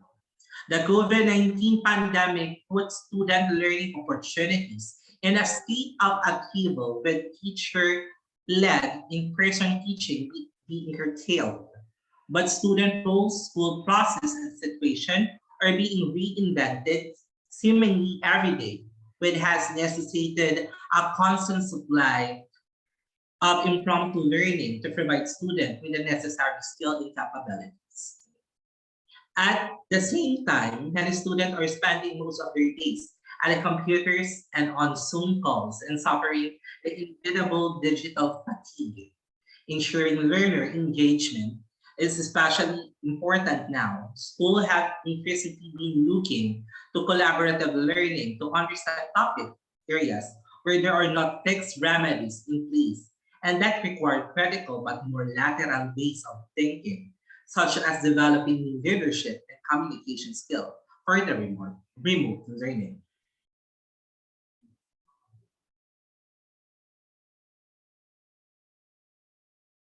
St. Patrick's School of Quezon City, Philippines, through its International Affairs program, embraced the new normal of education with the creation of its collaborative online integrative learning, also known as COIL.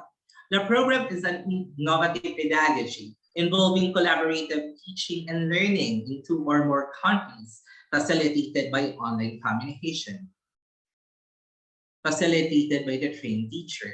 In a fast-changing world and enormous learning opportunities, the school captured global learning and intercultural experience for students. The COIL was created to fostering global competence through the development of multicultural learning environment that links school classes in different countries.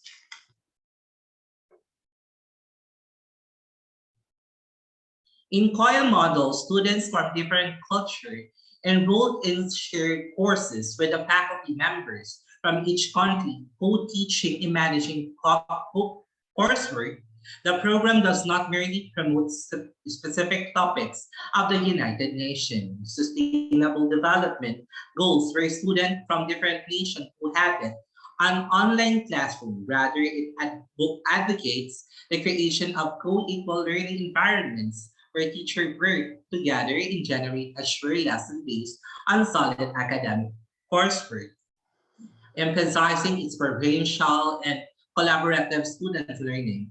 The classes are fully online with a partner school, joining all together in the Zoom application during their classes. The programs promote virtual, interactive collaborations, educational opportunities by connecting faculty and students through shared experience across international borders. St. Patrick's School is making a pioneering effort in engaging partner school, and these efforts are commended, not just to fulfill the vacuum created by the pandemic, but something that could add value to the traditional way of academic collaboration. The study made a qualitative case study method in tracking relevant themes for selected student and teacher involved in the program. The main research questions are: what are the competency acquired from the COIL program? Number two, how do the participants feel about the COIL program? Third, what are the perceived benefits of the COIL program? And fourth, what are the challenges of a successful COIL program? The need for collaborative and innovative program during the pandemic. Students engage in a small group with peers on the partner institution to learn from each other and reflect on their perspective as they complete their projects. The goal is to create opportunities for professors and students to have meaningful international and intercultural learning experiences on their home campuses, with a secondary goal to motivate interest and foster self-confidence to participate in future study, travel, or work abroad. Through virtual teamwork, students build their intercultural communication and critical thinking skills, key competencies for effective global citizenship and employment. The program is non-graded and credited through the student extracurricular activities in school.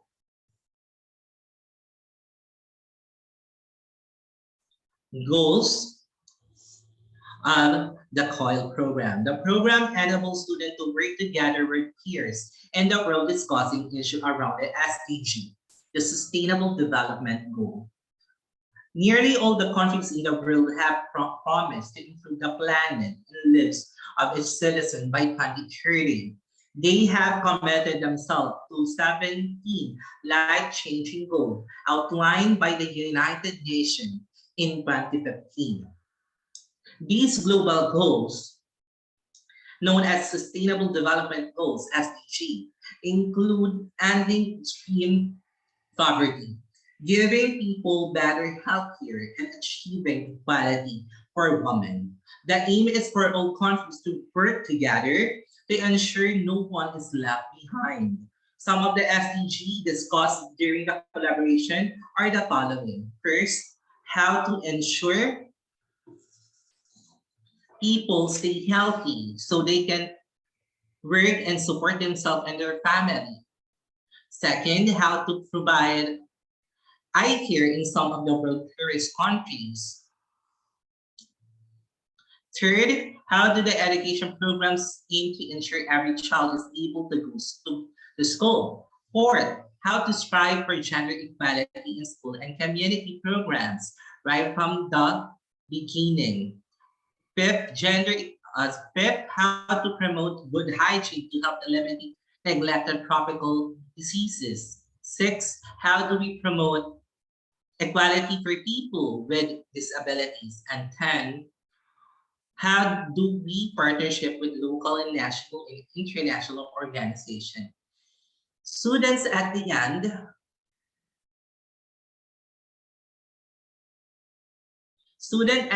of every COIL program present their action plans to contribute and to take part in the initiative of Sustainable Development Goals. This action plan gives the student comparable opportunities to develop the knowledge and skill needed for global citizenship by allowing them to authentically engage and communicating and collaborating with peers in other countries, because global communication and collaboration is facilitated through various technology. These projects engage students in learning digital citizenship, and web literacy skill.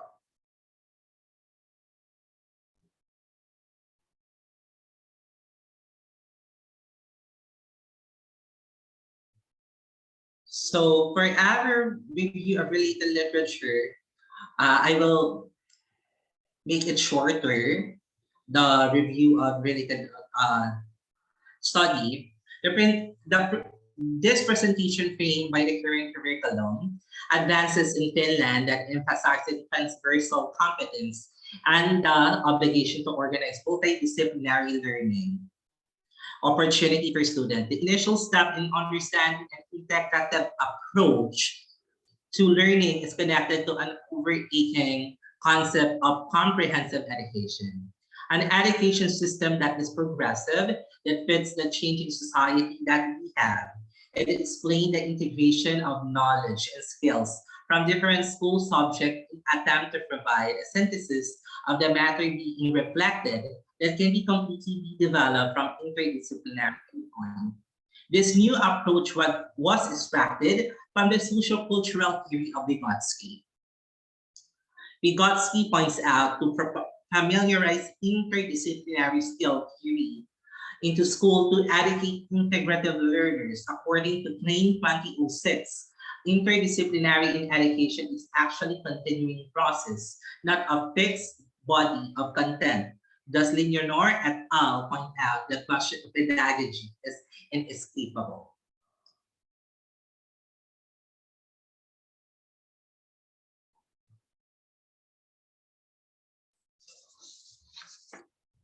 According to Liddell, connection between teacher autonomy and collaboration with the term collective autonomy, which explained the interdependence related to collaboration in the shared responsibility of teaching.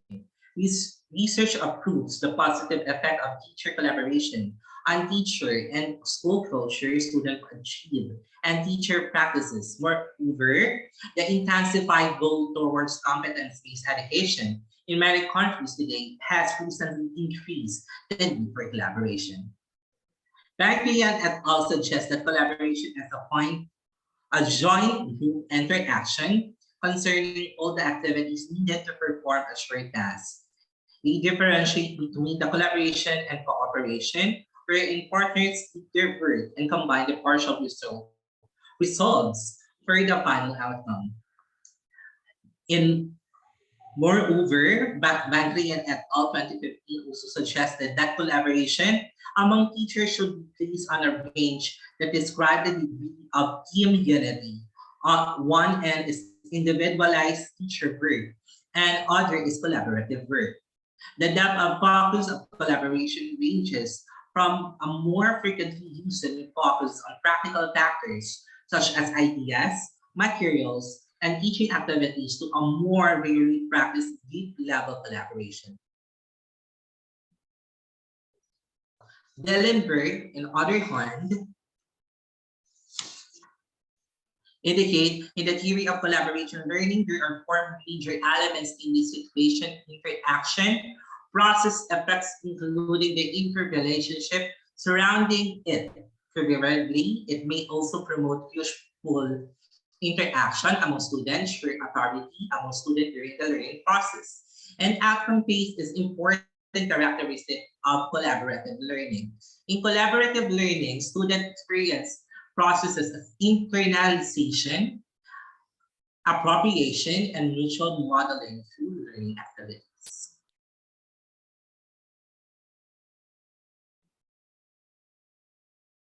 Results of the study. What are the competency acquired from the program? The following are the competencies extracted among the student and teacher in the whole program, namely, first, cultural competency. Cultural competency, which is also known as intercultural competence, is a range of cognitive, affective, and behavioral skills that lead to effective and appropriate communication with people of other culture. Technological competency. This is the ability to create and use a particular field of technology effectively, which is gained through extensive experimentation and learning in its research, development, and employment in production. Third, social intelligence competence. This is the ability to recognize, understand, and use emotional information about others that leads to or causes effective performances. Fourth, communication skill competency. Using language as a flexible tool to share and collect information, exchanging ideas and openly exploring a variety of perspectives, adjusting style and content to each unique individual, audience, and circumstances. Fifth, research skills competency. It is use of interdisciplinary methodologies and knowledge applied on solving social problems that have as necessary condition the production of knowledge. Rapidly changing trends during the pandemic compounded many issues of the skill gap in today's labor force and student engagement from schooling are putting pressure on education and learning system today. The above competency are the actual 21st century skill needed by the student. The pandemic and its ongoing worldwide effects are transforming school around the world, are reopening and adjusting their operations and ensuring a smooth transition for school to a new normal school life. The above competency may mean when the students are confronted with the unprecedented challenges that emergent of the competencies are most likely to develop. The second question is, how do student and the teacher feel about the program? The personal experience of student and teacher after the full program suggests that they are very happy, grateful, excited, nervous, intrigued of the respondents of their peer, professional development level up of the exchange of the program. What are the benefits of the COIL program? First, in the student perspective, first, they have gained intercultural awareness and understanding of their peers. Second, they learn about the sustainable development goals they are studying from another perspective. Third, they have improved their digital skill. Fourth, they are better prepared to do work in virtual teams. Fifth, their communication skills are enhanced. Sixth, it added an important international experience to their resumes. Seven, the program in a new way of learning a skill when talking to future potential employers. And eight, it gives an advancement to studying a university and or entering their future workplace. In the teacher's perspective,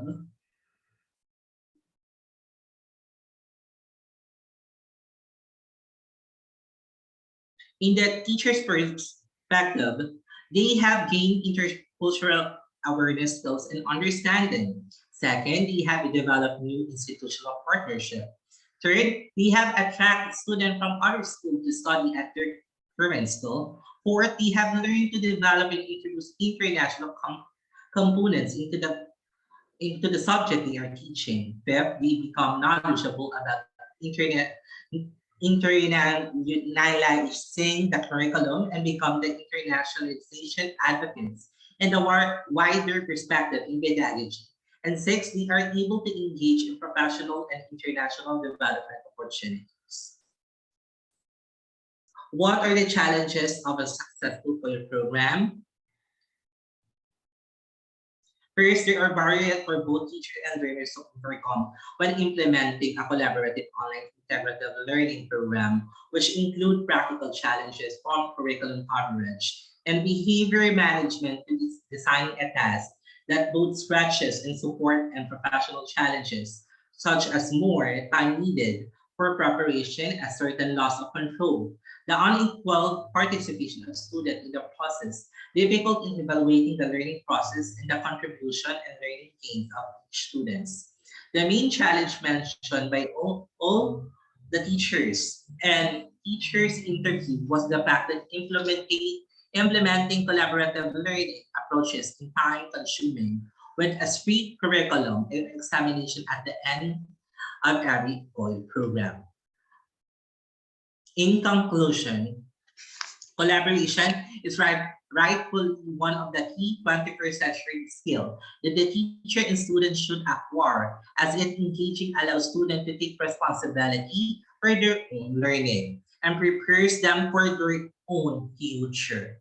However, the collaborative learning to have this impact, it needs to be organized effectively. Both teacher and student um,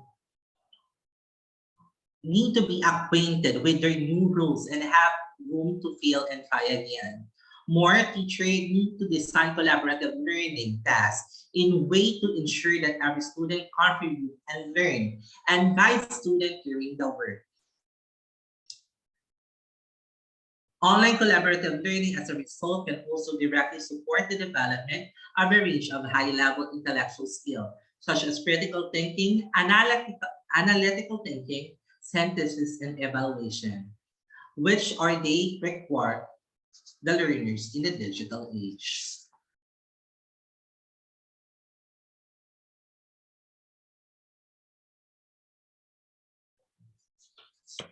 St. Patrick's School of Quezon City, Philippines Collaborative Online International Learning Foil Program ensured a creative and innovative opportunity for students during the pandemic.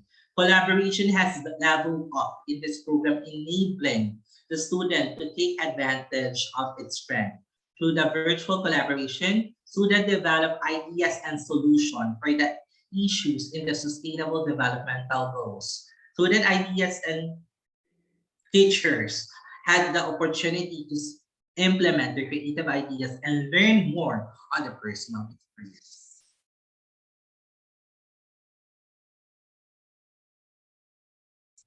So I would like to say thank you for listening for my presentation. I'm already done. So Dari, thank you very much. Thank you very much, Teacher Matthew Elizar of the Philippines. Truly, student collaboration can be done virtually amongst our students, and it's a great opportunity or a great new learning opportunity for our students to be able to do it virtually.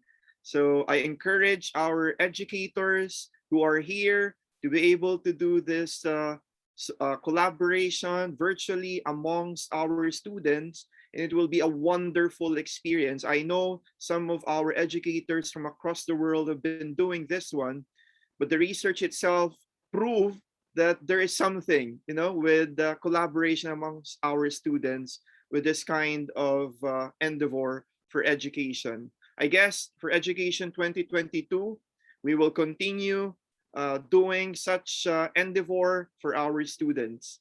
Thank you very much once again, Teacher Matthew Elizar. Can we give Teacher Matthew a heart reaction? Thank you very much. Okay, thank you. We will now proceed with our next keynote speaker. Our next keynote speaker is a junior high school teacher at St. Patrick's School of Quezon City, Philippines. He is a science teacher. He is Mr. John Aldrin Cabello.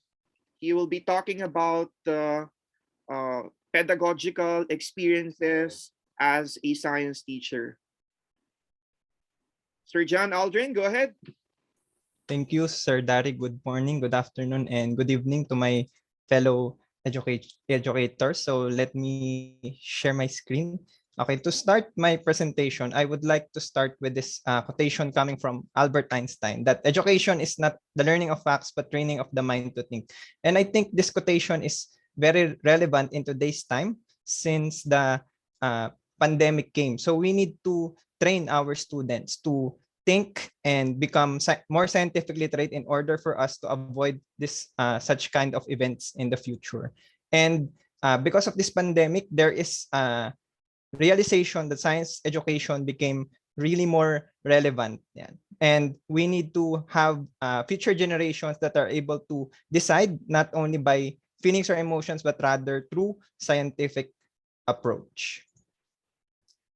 Okay, so what is the future of science education.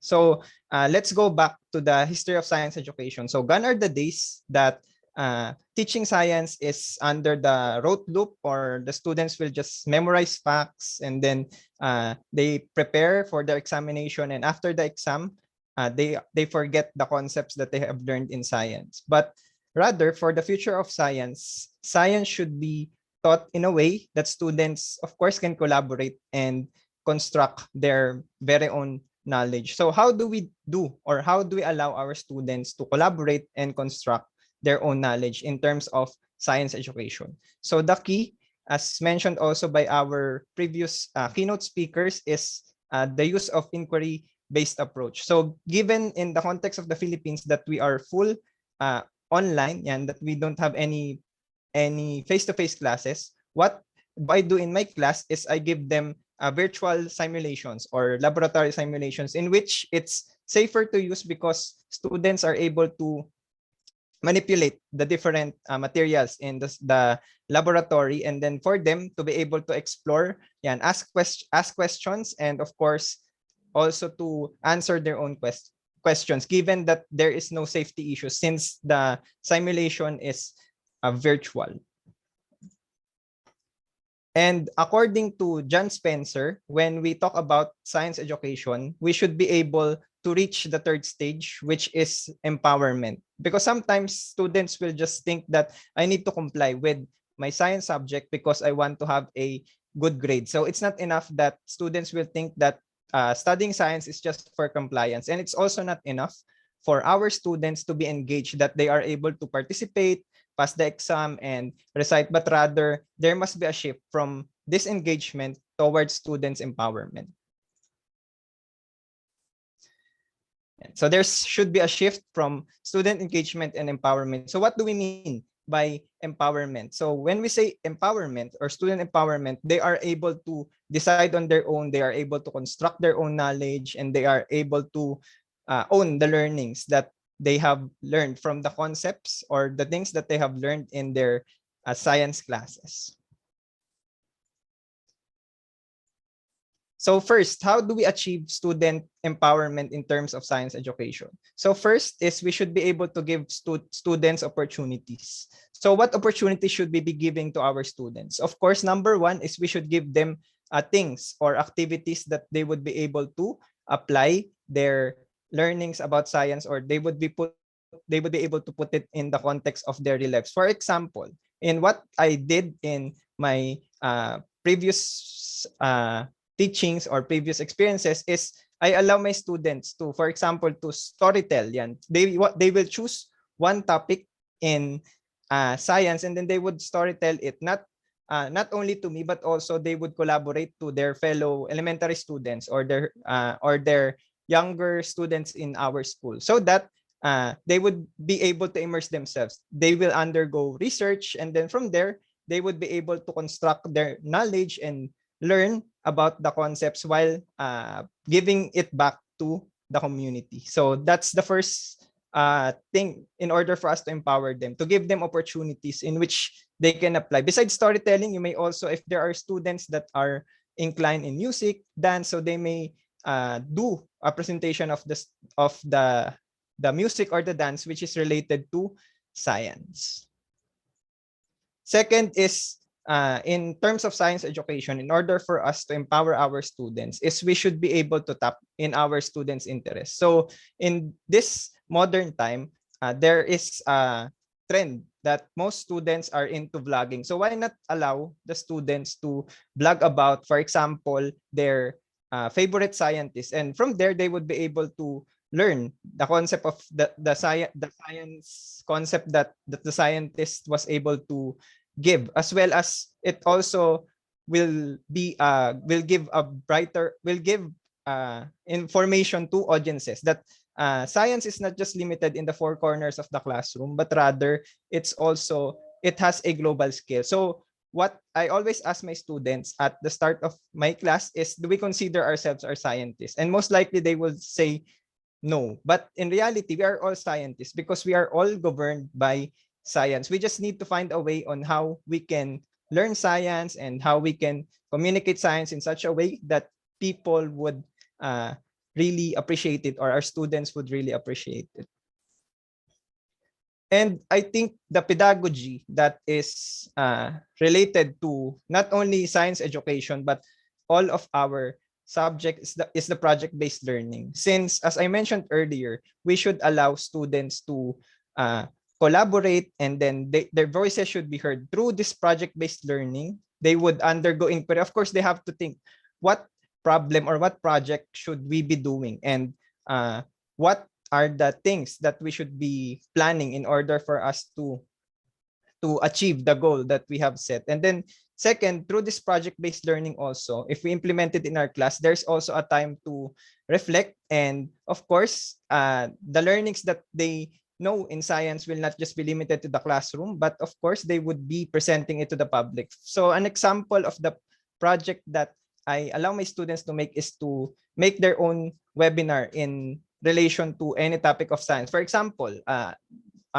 one of my students organized a webinar about climate change. Is it irreversible? So we will allow them, and we will give them time to collaborate, think, and then find resource speakers. And then from there, you are just facilitating learning. They will interview experts regarding the field that is climate change really irreversible. So from that point, then it's authentic that they learned it firsthand from the expert, not only limited to the teacher, but through the experts in the field. And then next, by doing this project-based learning, we are able to also tackle their employability skills. Of course, through collaboration, through presenting, as mentioned also by the previous speaker, there should be a social skills, right? So that is the beauty if we implement this project-based learning in our science education.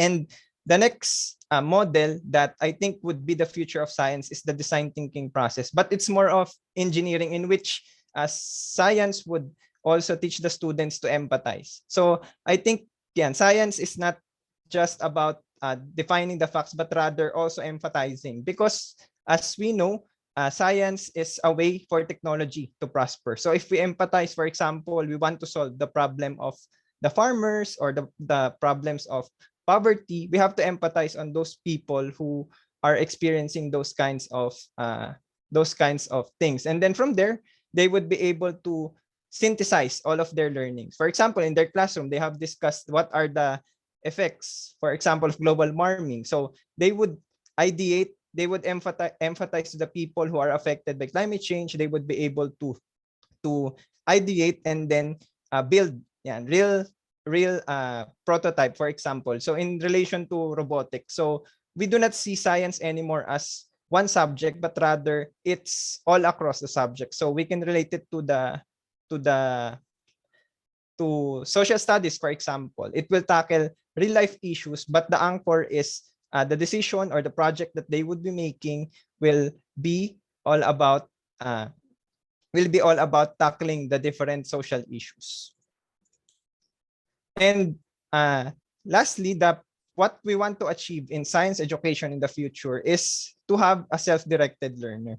So meaning they are the ones who steer the learning process, that we, the teachers, would just be facilitating their knowledge, and of course, we will just be guiding them, or we would just be helping them to see which are the misconceptions of the things that they have learned in class. But at the end of the day, they would be the one who will be setting their goal, and they would be able to collaborate and then see what are the future skill requirements in the things that they, or the endeavors that they will be facing in the future.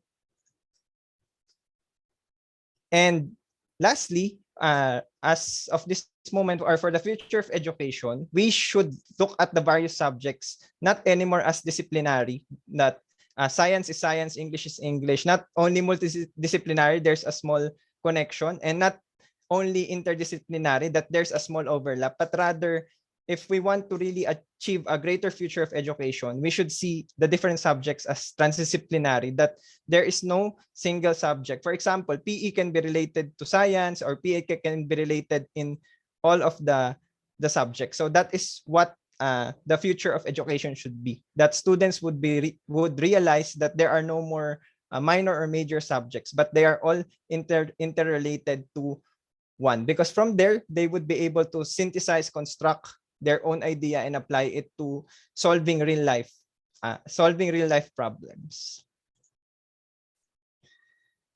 And to end, science education creates critical thinkers, makes the public informed, increases science literacy, and enables the next generation of innovators. This is why science education matters. So that is the goal of science education, that it should not be limited to the four corners of the classroom, but we should be communicating the results of research, technology, and science to the greater public. In that way, we would be able to not only achieve scientific literacy, but also achieve a prosperous world. And to end my presentation, I have a quote from John Dewey, that if we teach today's students as we taught yesterday's, we rob them of tomorrow. So it's up to us teachers on, despite the challenges that we encountered from the pandemic, it's up to us on how we would be able to deliver in our lessons that the students would really be self-directed and they know what they want to achieve in the future. So with that, thank you for your time. So I hope you learned something from my short talk.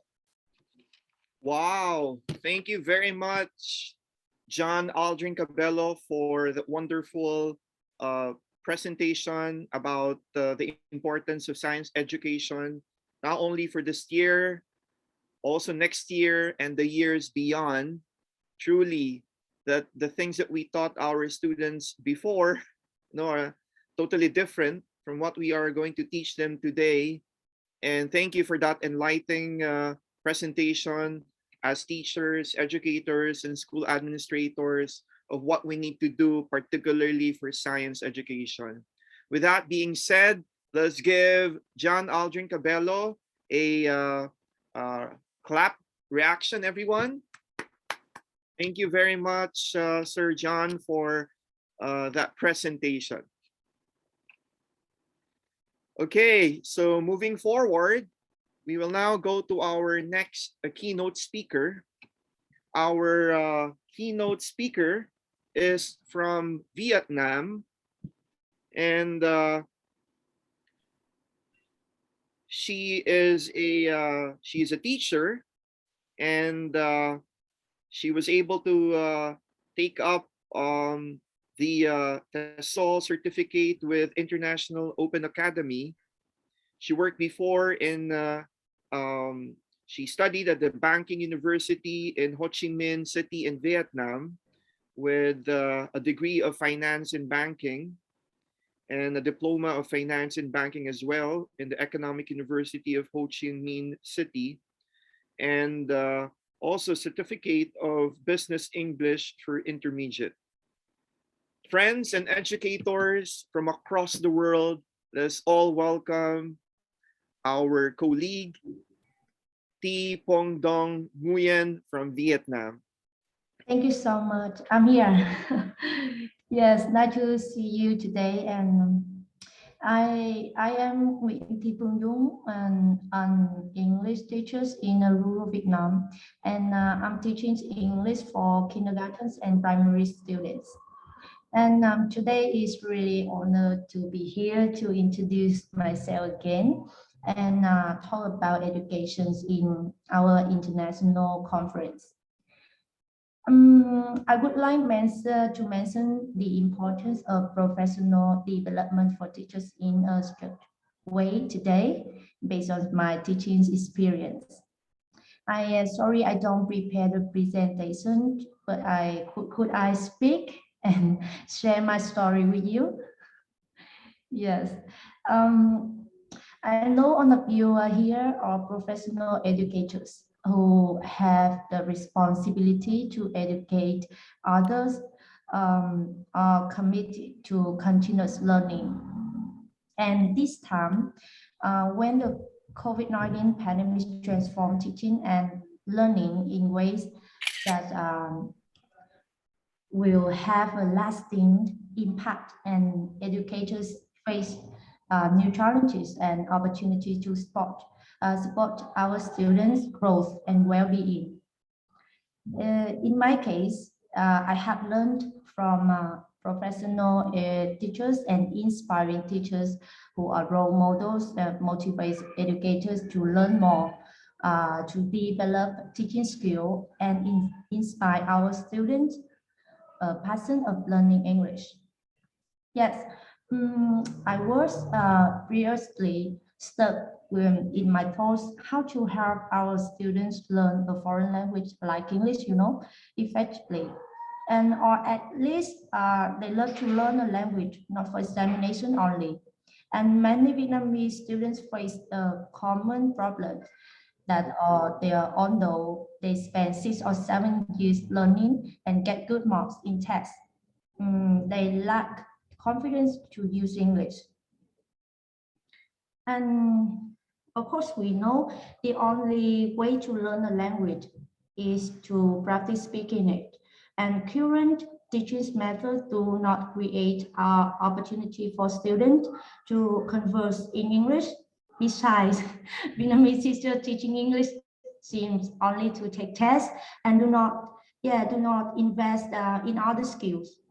And even many teachers in school, especially teachers in a rural province like me, cannot speak fluently in English too. And these courses also influence the quality of English teachers, which may affect learners' abilities.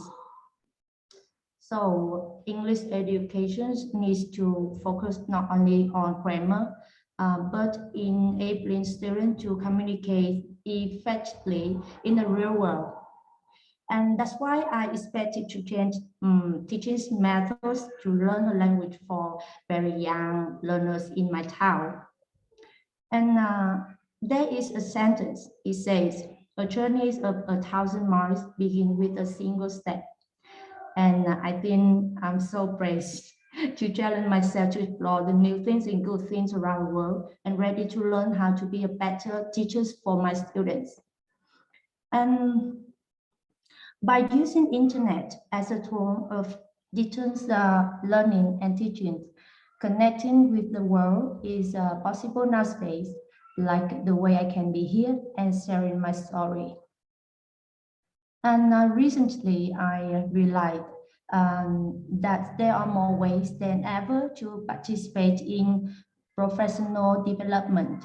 Options include conferences like this, workshops, and free webinars, seminars, or blogs. And then textbooks, and or some free courses I can look for. And no one has to wait for their workplace to offer professional development because there are many ways now to learn, and some of which are free and simply require commitment of time and the willingness to change. And the world is constantly changing, There are so many great people, mentors, and global organizations that provide assistance to people like me, from different parts of the world. And this year, sorry, I had great opportunity to join some free professional courses funded by the U.S. Embassy in Vietnam's Regional English Language Office and British Culture in Vietnam and National Foreign Language Projects help improve the quality of English language teachings in communities throughout the country. And I think successful professional developed in the 21st century in education involves collaboration, expansion of knowledge, and increased expectation for learning outcomes. Effective professional development comes from collaboration with other colleges, like us, to bring our world's knowledge and share together. And this allowed for education to learn best practice from each other and share lessons and knowledge that is specific to their field of education and help us develop professionally. So Special thanks to global projects and global efforts. I understand how important I learned about SDGs, and that's the reason I can meet Dr. Derry and Miss Donna and Miss Corina in some projects for very young little learners to learn about SDGs. And thanks to global projects, I can find different ways for my students to have strengthened language and sharpen sentence structure through reading and writing.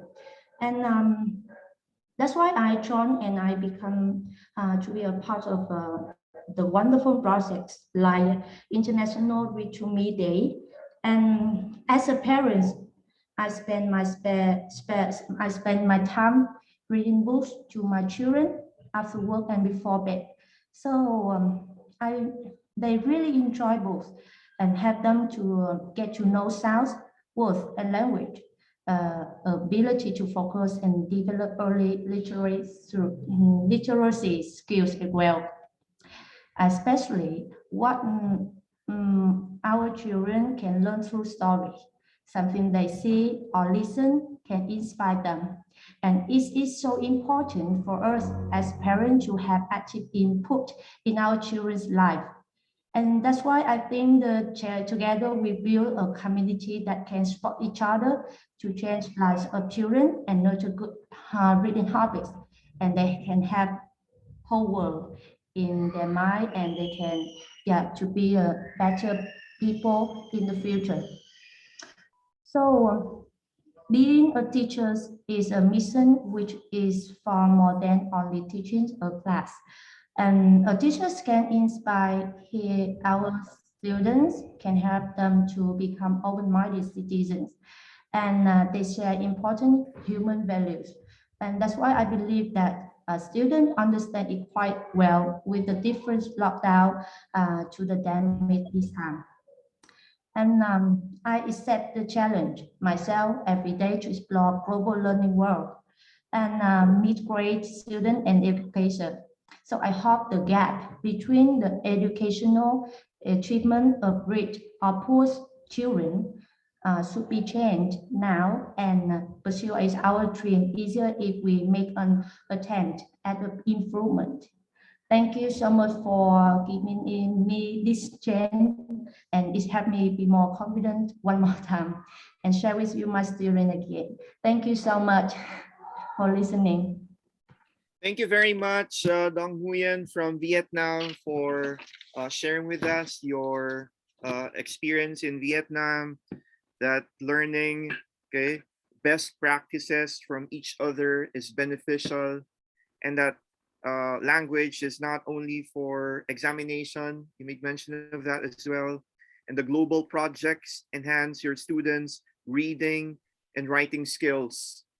Thank you very much, Thank you so much for the opportunity to hear from you in this conference. Can we give Dong Nguyen a clap reaction, everyone? Thank you very much. Okay, we will now proceed with our next keynote speaker. Our next keynote speaker is a senior high school teacher at St. Patrick's School of Quezon City, Philippines. She is Engineer Josephine Manalad, who is currently teaching grades 11 and 12 in St. Patrick's School of Quezon City, Philippines. Friends, educators from across the world, let us all welcome Engineer Josephine Manalad. Thank you very much, Dr. Dari Dakanay, for this opportunity. And I'm very honored in participation of this international conference of the IIU. But first, let me greet my colleagues in the education field. Good morning, good afternoon, and good evening, wherever they are. My presentation, let me just make it bigger. The title of my presentation is Year 2022 and Beyond, a glimpse of education in the future. But since this topic is so vague, I rather focus on the key ways on how education will change in the future. While my colleague a while ago ended his presentation with this quote, let me start mine with this quote. As John Dewey said, if we teach today as we taught yesterday, we rob our children of tomorrow. As we prepare for the next phase in education, we need to consider the importance of innovation. As its core, innovation is the process of making things better, whether it is a small improvement for one person or a breakthrough for society.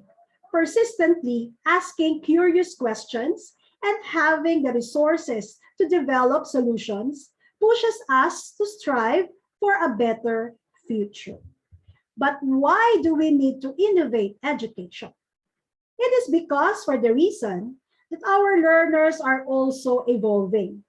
Our learners before are very much different from today. The Gen Zs is the generation that have never known a world without computers and cell phones. Thus, they are digital integrators, having integrated technology seamlessly into their lives and it's almost the air that they breathe. This generation are globally focused, visually engaged, educationally transformed, and socially defined. They are also called technoholics because they are entirely dependent on IT. So, when I am asked about the future and what it may look like for our children, it is not impossible to answer that it will undoubtedly be a future that has technological capabilities unlike anything we might imagine now. Yet, technology is not the same as innovation. Technology has no aim. Thus, it does not solve world problems. It is the creativity, collaboration, critical thinking, empathy, and leadership of our students that will harness the technologies to come into life-changing innovation. Our most impactful action is to educate into life-changing innovations. Our students to be curious learners, risk takers, and doers. We must offer students authentic learning experiences that prepare them for the challenges that lies ahead.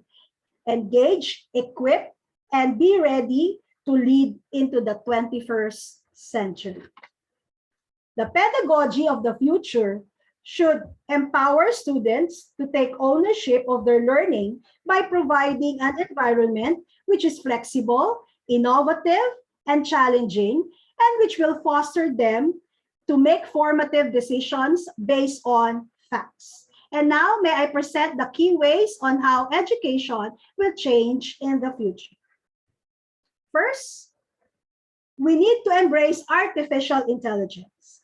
Artificial intelligence brings a lot of benefits to various fields, including education. Many researchers claim that artificial intelligence and machine learning can increase the level of education. The latest innovation allows developers to teach a computer to do complicated tasks. It leads to the opportunity to improve the learning processes. However, there are thoughts that AI might replace us teachers. But based on study, it is very difficult for AI to just replace us, for it does not have emotions. AI provides many benefits for students as well as teachers. For the students, first we have education at any time. Young people spend a lot on the go and they prefer doing everyday tasks using their smartphones or tablets. AI-based applications provide an opportunity to study in free time, spending 10 or 15 minutes. And additionally, the students can get feedback from AI tutors in a real-time mode. Second, various options due to the students' needs. AI-based solutions can adapt due to the student's level of knowledge, interesting topics, and so on. The system tends to help students with their weak sides. It offers learning materials based on their weaknesses. For example, the student does the test before starting to use the app. Then the app analyzes it and provides suitable tasks and courses for our students. Next, we have virtual mentors. AI-based platforms offer virtual mentors to track the student's progress. Of course, only human teachers can understand the scholar's need better, but it's good to get instant feedback from the virtual tutor. For our teachers and schools, benefits will be number one, opportunity to seek weaknesses. Different training courses allow seeing the gaps in students' knowledge. For example, the course platform can notify the teacher if many students chose incorrect answers to a particular question. As a result, the teacher has an opportunity to pay attention to the demanded topic. Second, we can have better engagement. Modern technologies like virtual reality and gamification help involve students in the education process, making it more interactive. Next, we have curriculum automatically created. Teachers get a great benefit from AI development these days because they don't need to create a curriculum from scratch. As a result, teachers spend less time searching for necessary educational materials. And lastly, opportunity to find a good teacher. Educational platforms have a lot of teachers, so the student has an opportunity to communicate with specialists from other countries.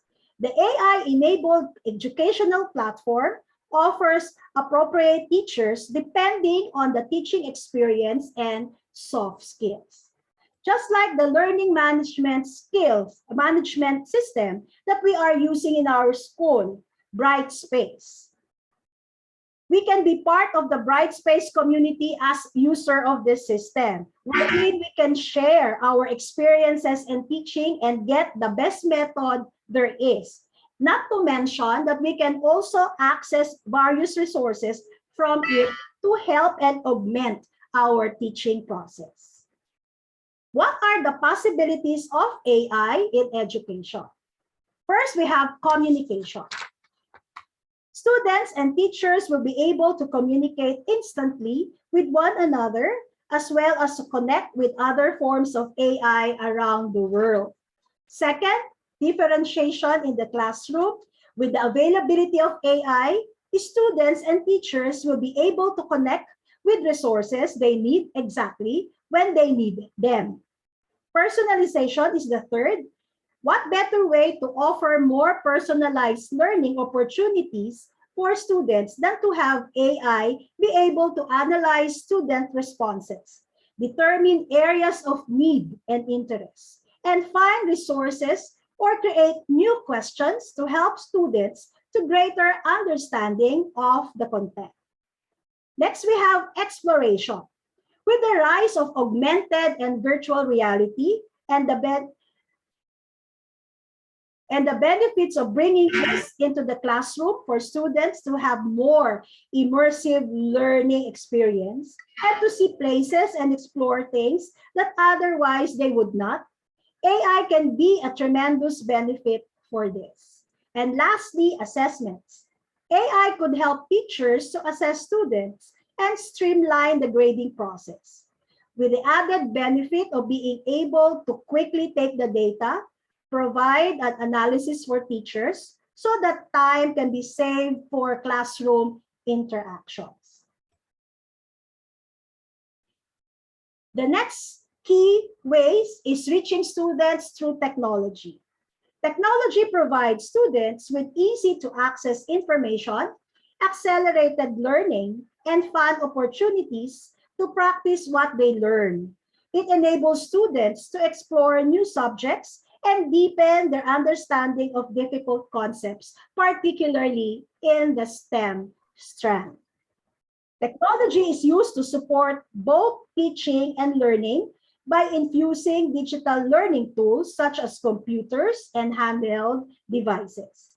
It also supports learning 24/7, building the 21st century skills among the students through an increased student engagement. The use of technology in education became evident with the COVID-19, resulting in schools shut all across the world. Globally, over 1.2 billion children are out of the classroom. And as a result, education has changed dramatically with the distinctive rise of e-learning, whereby teaching is undertaken remotely and on digital platform. But online learning is not new to us. Even before COVID-19, there were already high growth and adoption in education technology, with global edtech investments reaching $18.66 billion in 2019, and the overall market for online education projected to reach $350 billion by 2025. Whether it is language apps, virtual tutoring, video conferencing tools, or online learning software, there has been a significant surge in usage since COVID-19. The COVID-19 pandemic has changed education forever. According to the World Economic Forum of 2020, research suggests that online learning has shown to increase retention of information and take less time, meaning the change that coronavirus have within our education might be here to stay. Next, we have connectedness, collaboration, and co-creation. As Benjamin Franklin once said, "Tell me and I forget, teach me and I remember, involve me and I learn." The formal classroom will be replaced by learning areas that allow individuals, small groups, or larger groups to collaborate face-to-face or virtually on learning projects. As the world we live in changes to embrace tech futures, how and what we teach in our education system will also be reshaped to keep up to date with the growing demand of the 21st century. The concept of a teacher standing in front of a room full of students who listen and respond to direction is increasingly a thing of the past. While not entirely new approach, student learning spaces will supersede the typical classroom that we know today. This will see students become partners or co-creators of their own learning. Experiences that allow collaboration, communication, and teamwork for all students often happen beyond classroom walls. A student will be set up to allow collaboration to occur on their learning projects between individuals, small groups, or even larger groups. Classroom will coexist as physical spaces and online, flipping the current learning model upside down so that students can learn at home and spend class time collaborating and applying their knowledge to real-life issues. Next, we have customization and a learner-first approach. Alongside our changing notions of what constitutes a classroom, our ideas about the way teaching is delivered must also be reshaped. The old one model of teaching and learning fits all is outdated and has no place in the agenda for future education. Teachers will become facilitators of learning, and students will have more control of their own learning journey. In the past, all children did the same work regardless of ability or skills. We now know that this contributes to disengagement, misbehavior, and poor outcomes. As a result, teachers will have individualized learning plans for students, which will enable each student to learn at the pace that best suits their abilities and to engage with content that is most beneficial to them. A combination of evidence gathering and feedback from parents, students, and other professions will enable these plans to be successfully integrated into the education system. And lastly, putting testing to test. Students today are heavily focused on the end result.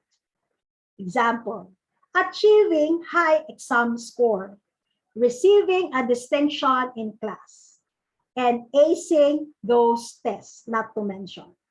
Education of the future will prove that you have been told many times before that results do not define you.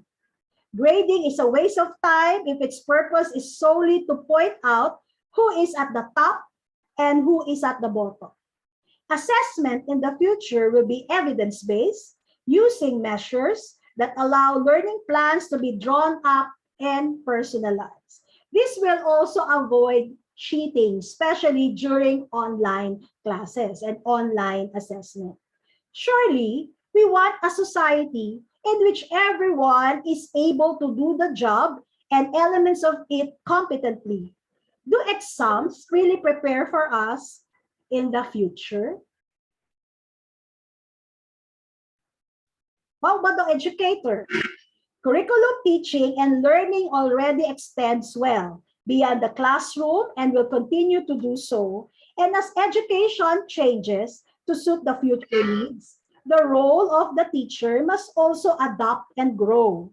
It is each teacher's responsibility to empower students to take risk, be innovative, and seize any opportunity thrown their way. In light of a shift towards a more personalized learner experience, teachers of the future must be prepared to be data collectors as well as analysts, planners, collaborators, curriculum experts, synthesizers, problem solvers, and researchers. In conclusion, as we continue to incorporate technology and new techniques to our teaching philosophies, students will inevitably benefit.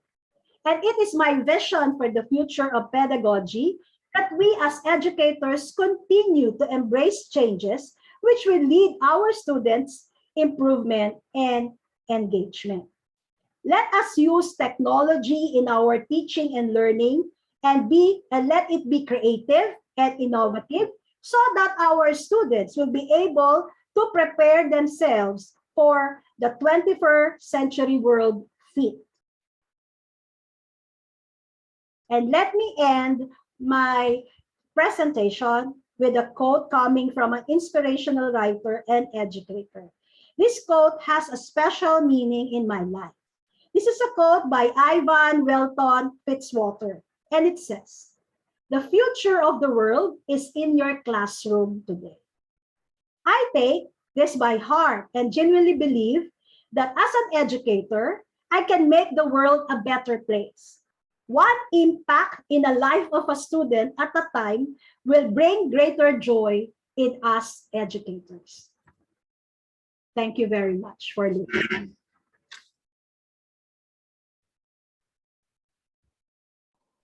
Thank you very much, Teacher Josephine Manalad from St. Patrick's School of Quezon City, Philippines. Can we all give Teacher Josephine a heart reaction?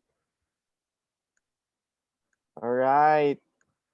Thank you very much once again, Teacher Josephine Manalad, for your insights of Education 2022. Okay, we will now proceed with our next key speaker. Our next key speaker is the Vice Principal for the Senior High School of St. Patrick's School of Quezon City in the Philippines. Friends, educators from across the world, let us all welcome Mrs. Helen Lopez. Good evening, everyone. Thank you, Dr. Dari Dakanay. Again, good evening to my fellow Filipinos. Good morning and good afternoon to everyone in the other parts of the globe, most especially to the distinguished officials of the IIU, guests, and fellow speakers. Thank you for this great privilege to be part of this international webinar conference made possible by IIU and our school, St. Patrick's School of Quezon City, Philippines, through the trust given to us by our very own Director for Academics and IIU Deputy Country Director, Dr. Dari Dakanay. Thank you so much, sir.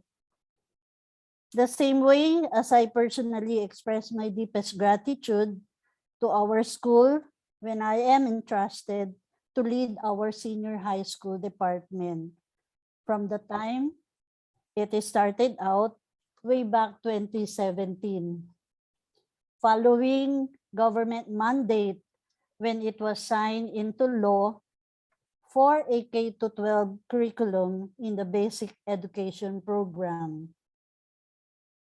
From the time it was established and up to date, it's good to note and proud to say that with the continuous efforts and concern of everyone, not just in the senior high school department that I am working closely with the rest, same with the rest of the speakers that you have just listened a while ago, but also in the entire school community headed by our school president, Mrs. Sari E. Cruz. We all became witnesses on how our department, the senior high school, grown up in terms of its student populace. We started out actually with a number of students, 42. Its curriculum program, its teaching staff, academic specialization and expertise, our students' achievements based on their skills in different areas of learning, be it in academic, sports, arts, language and communication, science and information technology. All this and more are evident in the academic track of our students' choice academic strands, namely general academics, science, technology, engineering, and mathematics, accounting, business and management, and humanities and social sciences. Aside from this, technical vocational livelihood is offered as well as an elective course, especially for general academic strand. Moreover, arts and design are applied in the school's official interest clubs to hone students' skills in those related learning areas. As our school is being guided by its vision and mission, we became more flexible, adaptive, creative, relevant, connected, and collaborated with great opportunities that would best serve the interests of our school community, most especially of our students. That scenario is manifested from the time that we are in the normal classroom setup to the time when the world is disrupted by the ill effects of the pandemic. St. Patrick's School of Quezon City, Philippines stands still with its academic program. Now that we have Dr. Dari Dakanay, who is so very much active and very supportive in this endeavor through its alternative delivery mode learning system, like online, distance learning, blended learning, and hopefully soon classroom-based learning, where all of our students looks forward to and miss a lot, especially the warm and friendly atmosphere that they used to experience from everyone.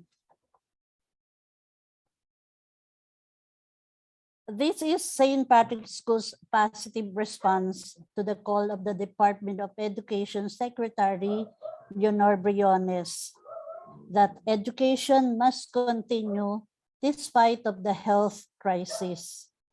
And we did it successfully through great achievements of our students and the entire school community. We have expanded our horizons, our contacts and connections through international webinars, seminars, conferences, and international school learning collaborations. And to name some of these countries, like Japan, Korea, USA, India, Italy, Nigeria, Kenya, England, and in other parts of the globe, where many of our students from preschool to senior high school participated in. Our students get the chance to experience such learning opportunities, and they did, and doing so well in different local, inter-school, and international collaborations, like engaging and focusing on UN varied sustainable development goals. Proudly to say that they were not just simply did researches, but also planned out things carefully and came up with actions to be undertaken in collaboration or in partnership with different countries who are also concerned about SDGs. Despite limitations and restrictions, as we all entirely depend on online interactions, I should say we remain to become successful in our educational goals or objectives. With all these meaningful endeavors and learning experiences by our school, both by the teachers and our student patricians, yours truly and the rest of the school community are greatly supported by our school administrators, other teaching staff, and parents, are confident enough that our children or our learners are being prepared for and assured of being equipped with necessary knowledge, skills, and most of all, important values in life that will properly guide, inspire, and make them continuously motivated to get to know more, not just their own country and culture,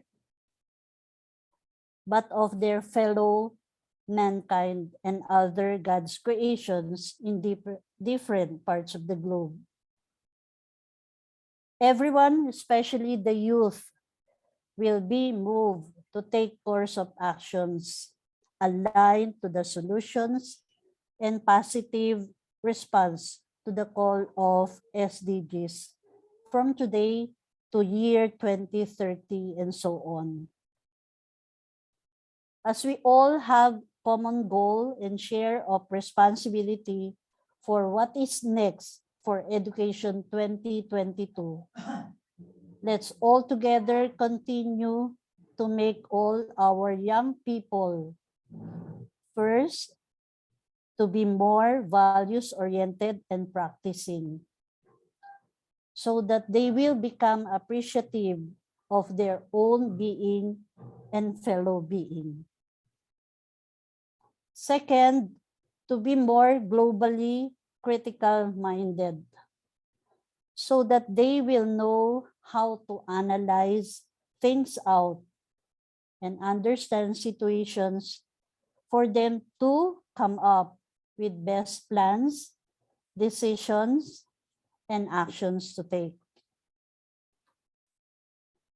Third, to be more innovative and technologically advanced and adaptive so that students can be more flexible and make full use of their skills in technology to come up with best alternative ideas, equipments, and other forms of solutions to face incoming world challenges and problems.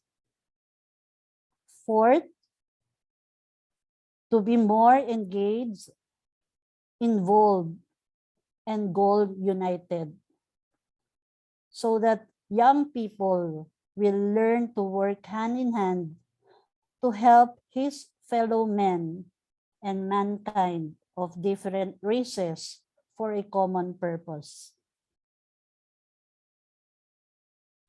And finally, for all of us to realize and work for the very meaning and purpose of our existence in this world, especially the young people in our hands who will soon become a part of this real life mission and responsibility for others.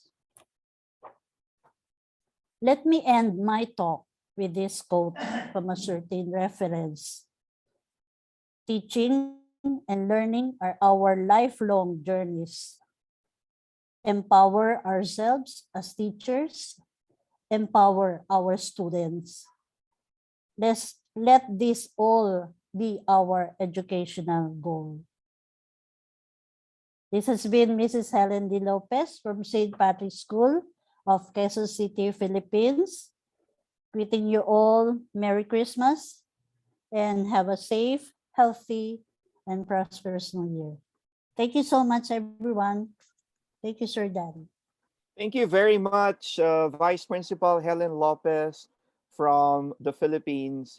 I'm glad to hear your message for everyone and what you are doing as Vice Principal for the senior high school. Hopefully, it will inspire everyone to continue on doing their best, doing it excellently for our students. Once again, thank you very much, Mrs. Sure. Helen Lopez from St. Patrick's School of Quezon City, Philippines. Dear colleagues and educators, let's give Mrs. Helen a round of applause. Thank you, thank you. Thank you very much once again, Mrs. Helen Lopez. Okay, we will now proceed with our next keynote speaker. Our next keynote speaker is an ESL, EFL, ESP trainer, and she has her PhD at the Armenian State Pedagogical University in Armenia. Friends, educators from across the world, let us all welcome Dr. Alice Dorgarian. Dr. Alice? Yes, I am here. Good evening, everyone. And first of all, I would like to thank you, IIU and Dr. Dario for this chance and invitation, because really pedagogy is innovative, let's say, field that needs to be innovated and also developed not year by year, but let's say every day, because we teachers here, I was listening to my friends and colleagues who were talking about the innovations of pedagogy, but today I want to speak and share my experience in the field of not only about the learners, but from the point of teachers, how can be teaching and also especially teacher training can be like an important field for us teachers, because let's imagine a world that everything is developing just maybe second by second, and we teachers just stand at the same point. How can you see like a moving bus who has already reached to the next stop, bus stop, but we are in the previous one? That's why the pedagogy just is relies on not only about the teaching, about the methods and techniques, but also how we teachers develop ourselves. And today I'm going to share my points on it, and especially about the teacher training. Um, First of all, do you see my screen?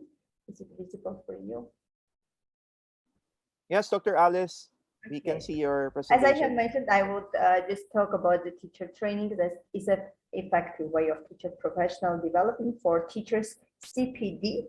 Especially, I would like to share about not traditional teacher training, but also, first of all, maybe about the online teacher training and also about peculiarities. Because as Phil Collins mentions, in learning you will teach and in teaching you will learn. Because we also are forever students in our lives, and it doesn't matter that we have our BA, MA or PhD, we still learn every day new and new things. And first of all, in our just teaching path, we sometimes look back in order to answer just different kind of questions, like what is the most important thing we can learn from teacher training, or what will you give? Because every time, even such kind of webinars and conferences, they can be also like a teacher training, because not only we attend and get certificates, but at the same time, we try to gain, in some cases, let's say, still some techniques and methods from our colleagues and friends while attending such kind of conferences and try to take something. And about trainings, what are really trainings? Can it be a lesson? Can it be something, a webinar, material, knowledge, or everything? It can be, in this case, every kind of educational courses, qualification trainings and courses that teachers usually undertake in order to gain new skills and knowledge. It can be like online, offline courses, which can be for short time designed and also designed for a long time period. And also it can be like a long-lasting process of education and also some kind of development, because teachers go through different kinds of educational courses and try to be more developed and also more experienced and skillful in their task. Let's look about the reasons. What can be the reason for our teacher training? First of all, it can train our teachers while entering the classroom or any kind of lesson. We can be experienced, and let's say how a soldier goes to the joins the armies and goes to the war every time, just having different kinds of army techniques with it in order to win. Let's say that we teachers are like soldiers. They go to the war, we just enter the classroom and try to teach them every time, just gaining and having different kinds of methods and techniques and try to learn, to teach, to study at the same time during one lesson. And after it can just open new windows, new paths for our teachers, and also meet new challenges in our education. Because in some cases, we can have different kinds of short periods when we just, sorry, when we just can stop for a short period, but after returning, we have to be trained and to go through it in order to get.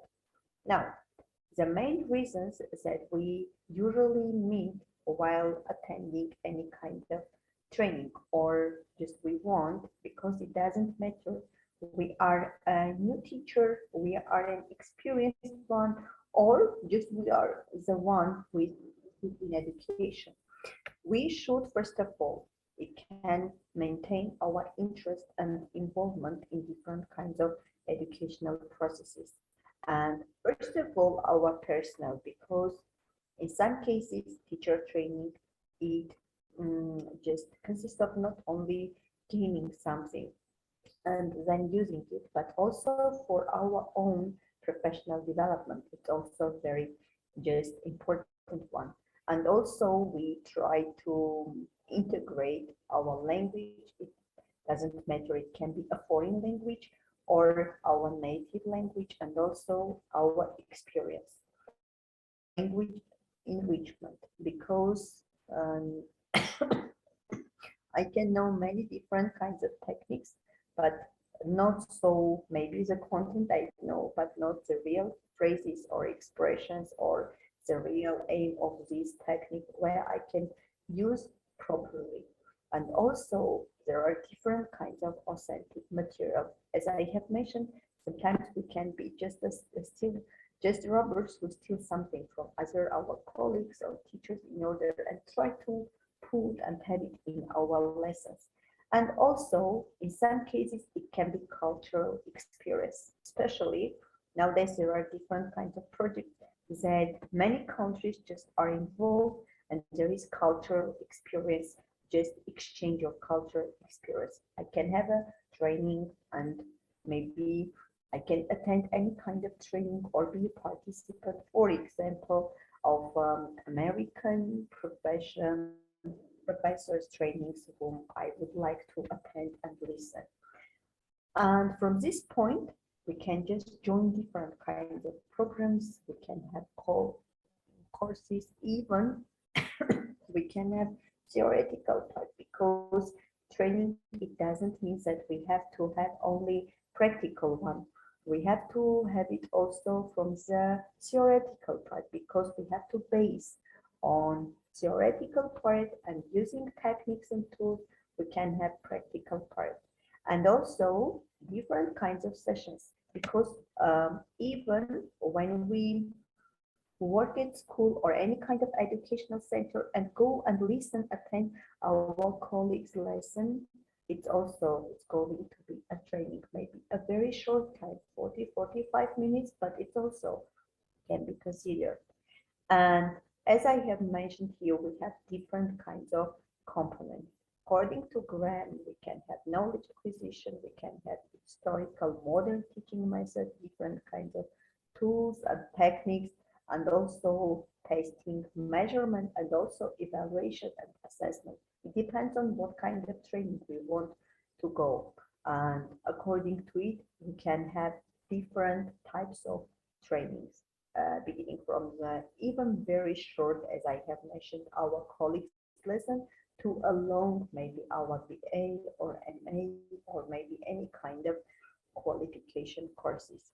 And as you see, how can this process? It depends. Sometimes it seems that we only attend the training and it's all. No, start from the training and we go to the professional growth, as you see the second part. And after it, we are motivated, we are just inspired, sensitive, and try to be a successful teacher, an experienced and skillful teacher. And then go to the usage of new techniques. But as you see, this whole process, it's an endless, everlasting process, because I can start from here and go to all the parts of it. But again, when I just get to the last point, let's say last station, bus station, I again try to attend another thing, because I can be just interested in it. And really, in some cases, we can say that such kind of things, teacher trainings, just give different kinds of things. It can have different components, and during this part, we don't not only just we are just taught everything or something by the training course or by the trainers we attend, but also at the same time we try to return and try to use everything in practical part. As an example, I will bring this year our Minister of Education. Had been decided that there is going to be an obligatory just training of all teachers who need it. And I was one of the trainers in this program, and our program was just divided into two parts. The first part We were giving them different, they were going to do different kinds of projects and theoretical part, techniques, tools.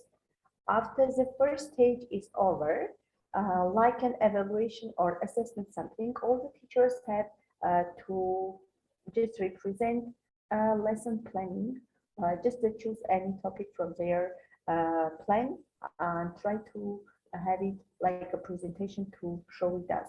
The second stage starts when everything started in summer, but the second stage started in autumn, when teachers, after gaining the knowledge and skills and techniques in this program, they have to use it in the classroom. And there were different kinds of lesson observations, different kinds of projects, presentation by our teachers. And everything, as you see, new method, just teaching ways, educational, everything that they try to use in their or in their educational process after this training. I think such kind of trainings are very useful one. And from this point, these trainings just were divided like face-to-face training, like online training, as I have mentioned. The face-to-face ones, they were just the standard ones. Live interaction was physical contact, communication, something that we just have been used for many centuries. But after the pandemic, especially pandemic time, online, there was another training, online training, which was just more disciplined and also pay more attention to the learning class, because while having online trainings, I can choose anything I'm interested in and I can join from everywhere, just having just internet, and it's okay. And from this point, online trainings were just divided into asynchronous trainings when everything was in real time, discussions, blogs, but there was no Zoom meetings, nothing. Then came the second part, like second type of online trainings, asynchronous, which students meet from, let's say, we teachers, we are students at this time, we meet from time to time with our trainers and can be discussions or some kind of things. But each of them has its advantages and disadvantages, and that's why there was another third form, favorite one, and because it was really one, all the advantages just were taken from synchronous and synchronous one and were put here. And really good one, I can more rules, and if I have an equation just once a week or maybe once a month, there can be meetings with the trainers who can give and just share with you everything. From this point, maybe in some cases we can say that online trainings are really good one for teacher. But let's say we are teachers, we have to do everything from this point in order just to gain. We are just try to have an endless bucket, which we just put, filling, but like as it's empty and it doesn't have an end, endless one, we have just to gain and put and filling. And maybe there will be time when we say, I am an experienced teacher, why do I need training? But let's say that we really want. And one more advice for online trainings, we don't attend online training just to get the certificate. Just remember before choosing, is this one really appropriate for you? What are you going to get after online learning? And really the first and one of the important factors, really your desire of attending online learning and online training courses, because in face-to-face you have to go physically see, but with online, which one is, I think, one of the best and nowadays the most effective ones we can attend. I can be at my home in Armenia just now as I am, but I'm just now having a meeting with the best speakers, trainers, professors from all over the world, and can listen and gain everything from them. That's why just gain, and try to develop yourself. First of all, yourself for your CPD. In this case, you are going to be the best, and really a very experienced and skillful teacher, educator. Thank you. Thank you very much, Dr. Alice Durgarayan, for the insights about the importance of continuous professional development, especially teachers training, which I guess should be given emphasis by our administrators of schools, educators, and teachers. One thing I got is that yeah, when you choose your continuous professional development training or program, yeah, you should ask what you are going to get from it. That's very true. And with that, thank you very much, Dr. Alice, for that insightful presentation that you have shared to us. Friends and educators, let's all give Dr. Alice a round of applause. Thank you, Dr. Alice. Thank you very much. We will now go to our last keynote speaker for this evening. Our last keynote speaker is an educationist. She is an academician and a visionary person and the academic head of JKG International School. And she believes that education is like a touchstone that changes ignorance into enlightenment and transforms young minds into skilled leaders. She has over 20 years of experience in education and teaching, and currently, of course, associated with the JKG group of schools in India. Ladies and gentlemen, let's all welcome Rima Suneha from India. Rima? Hello, everyone. Greetings for the Hi, day. Rima. How are you, Good sir? day to you. Thank you so much for giving me this opportunity. Thank you for giving me this opportunity of being in the presence of such great speakers. So can I share the screen? Yes, you can do it. Okay. You can share already.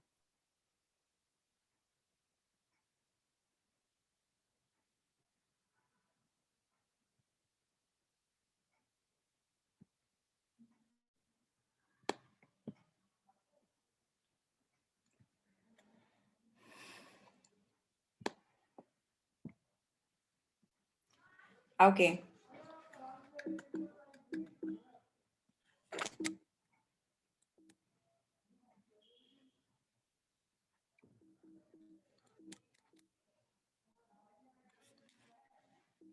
So experiential learning, I'm talking about experiential learning. Experiential learning is what we need in today's time and also should cherish as it provides a platform to the learners to learn from their own experiences. So this is a program or a teaching method which allows the children to get involved in their learning process effortlessly.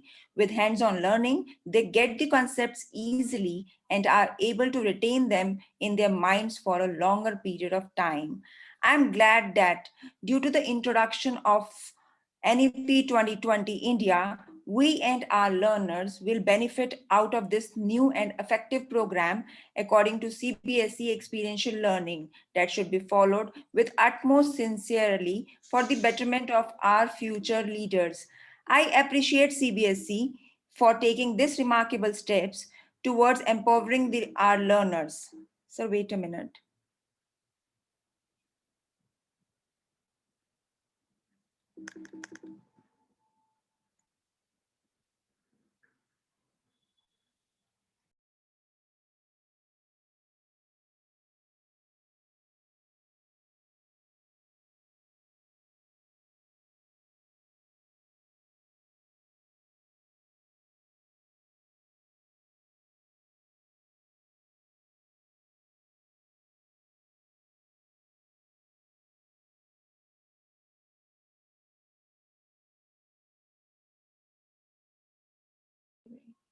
So just give me a second.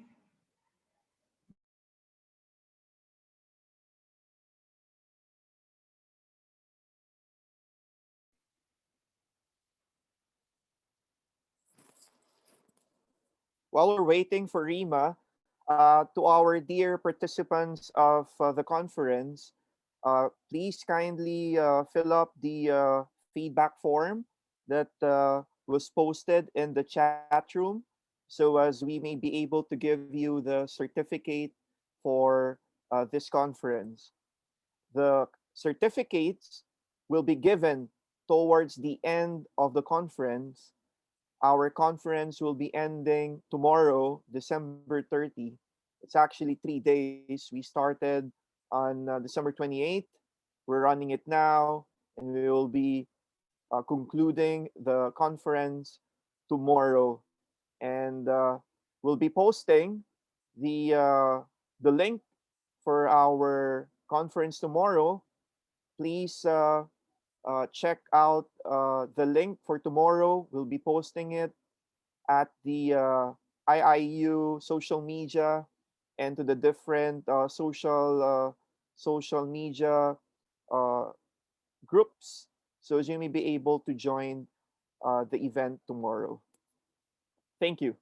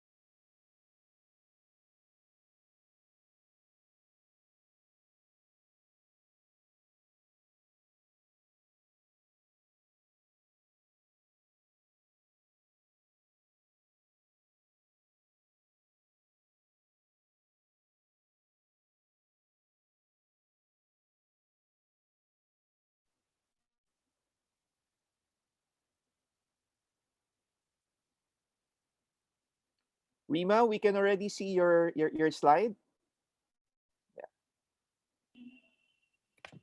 There.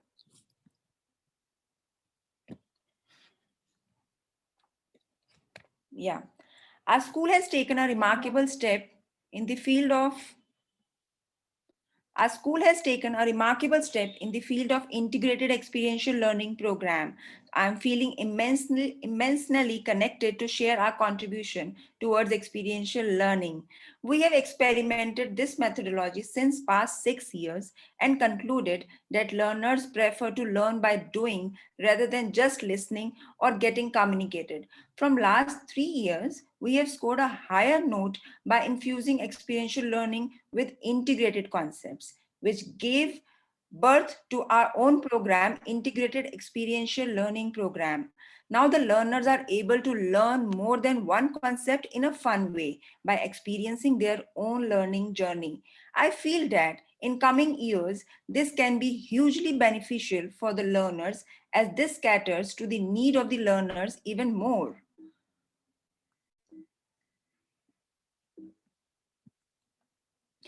We believe in making real life connections to make the concepts more fun and easy, so our curriculum is based on generated resource learning pedagogy. This type of pedagogy increases the level of engagement as it makes the learning experience more personalized.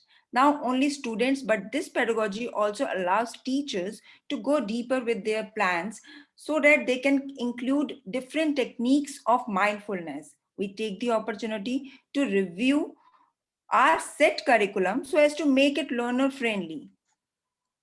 Learners are always happy to explore, experience varied integrated concepts.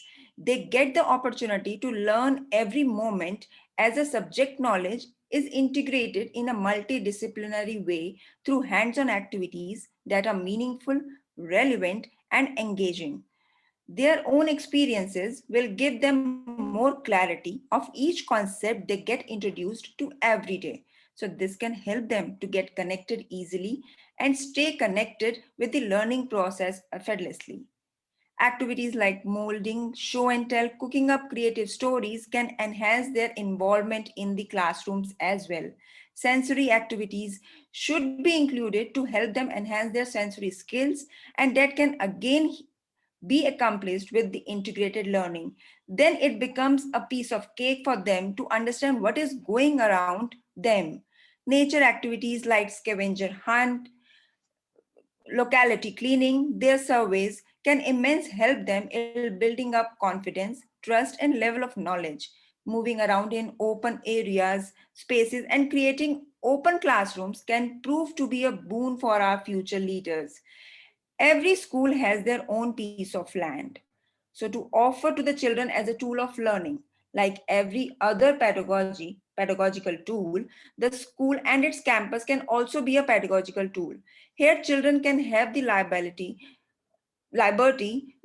to learn from every nook and corner. Learning should be continuous and not to be restricted only to the classroom. So whole of the campus can provide that environment to the learners. Kinesthetic learning. So kinesthetic learning is very helpful these days.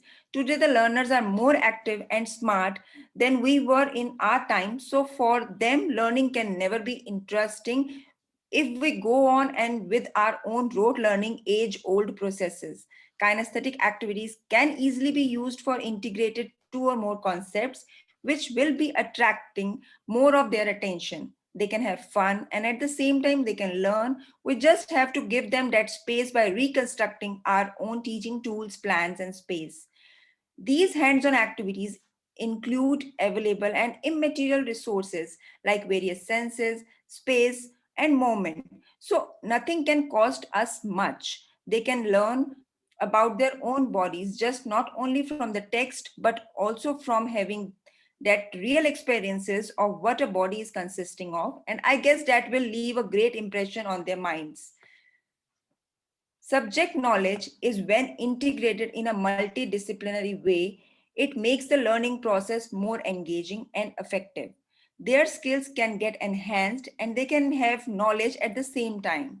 We do not have to work separately exclusively to enhance their skills. So through these integrated sessions or activities, everything can be achieved easily. Starting the day with such high vibrational activities can instantly bring their senses completely into the pool of learning. Once they get charged up in the right direction, they can absorb the knowledge effortlessly and can retain them longer period of time. Applying their concepts in daily life is also vital for their learning journey. So this application will help them to practice their concepts in a better way. Usage of various tools like clay, mathematical kits, games to teach them concepts is highly needed. We can create our own learning kits. Rather explaining the topic or concept, open discussion should be a vital part of each session. Their learning environment should be such that they feel themselves to be valued and their opinions should be respected. Loading their minds with too much information can also cause negative effects, so let them absorb in a child-friendly way and as much as they want to. In most of the schools, especially in my school as well, we have experimented this, and we have recently huge appreciation from parents as well. So it is highly recommended that bags should be lighter and their mind should be heavier. So when we make them learn integrated subjects, our focus should never be on only one subject. Let them learn the concepts. Do not force them to tag each concept as per subjects. They just need to have the knowledge, skills, and experience. And when we are following such integrated approach, I do not think bags should be loaded with textbooks of different subjects. There is no use of having a long list of textbooks. Oh, for teachers, tackling or handling students of any grade is easy, but understanding their need and level is an art which can be achieved by the teachers by simply reviewing their teaching plans personally. They get in touch of learners every day for 4 to 5 hours, which helps them to understand their level. So each of their plans should be set including certain elements like what, why, and how. What this should have the topics or concepts to be taught, why should include the teaching objectives, and how should explain the process of execution of a particular concept or topic. So this variation in teaching plans can benefit both teachers and learners. My favorite. I have always found that the best way to improve an educational experience is to work together. So when we encourage our learners to collaborate from a very tender age, we contribute towards their future success. Learning becomes more effective when we collaborate with other sources and people. Getting their knowledge and sharing ours helps to born a global environment for learning. It helps to develop their ideas and make it even bigger and meaningful tools or techniques. So when children collaborate to share their ideas, they become more knowledgeable and confident. Sharing ideas on a global platforms gives them great confidence boost. Last but not the least, assessments. Assessments should also be reformed. Taking pen and paper exams can never give us the complete evaluation of a child's development. Knowing and assessing the child's development is equally important as imparting correct knowledge. Evaluations should be done in a desirable way rather than limiting them with pen and paper test. We can easily evaluate their skills and knowledge while being in the classroom with them, while teaching them, and also while discussing with them. Last, I firmly believe that this change in education sector can bring about global development. Our learners will be our future leaders, and for making them ready for the competitive work, we have to cater to their needs by giving them the right knowledge, skills, and experiences. As long as they explore and experience and enjoy, they will definitely learn more than we expect them to. So this whole education system would be happy to have such a revolutionary time ahead. Thank you. Thank you very much, Rima, Thank you so for much, sir, for for that giving me such. wonderful presentation. Truly, we need to Thank you. take a look at the curriculum for us to Thank all you. move forward to Education 2022. Thank you Yes. very much once again, Rima. Thank you. Let us give Rima a no, a clap reaction. Thank you very much. Thank you, sir. Okay, so I guess we have finished our presentation for today. And once again, I'd like to greet everyone. Good morning, good afternoon, and good evening. I believe that during the 2 days, we all have learned a lot of the presentation of our speakers. And once again, on behalf of the International Internship University and St. Patrick's School of Quezon City, Philippines, thank you to our presenters who have joined us in today's conference from all over the world. I am certain that every presenter has presented, you know, their thoughts about Education 2022, and I sincerely hope that we were able to get something out of the different presentations. So until then, I will all see you tomorrow on our last day of our International Conference on Education. What's next for Education 2022? Thank you very much, everyone, and I'll be seeing you again tomorrow.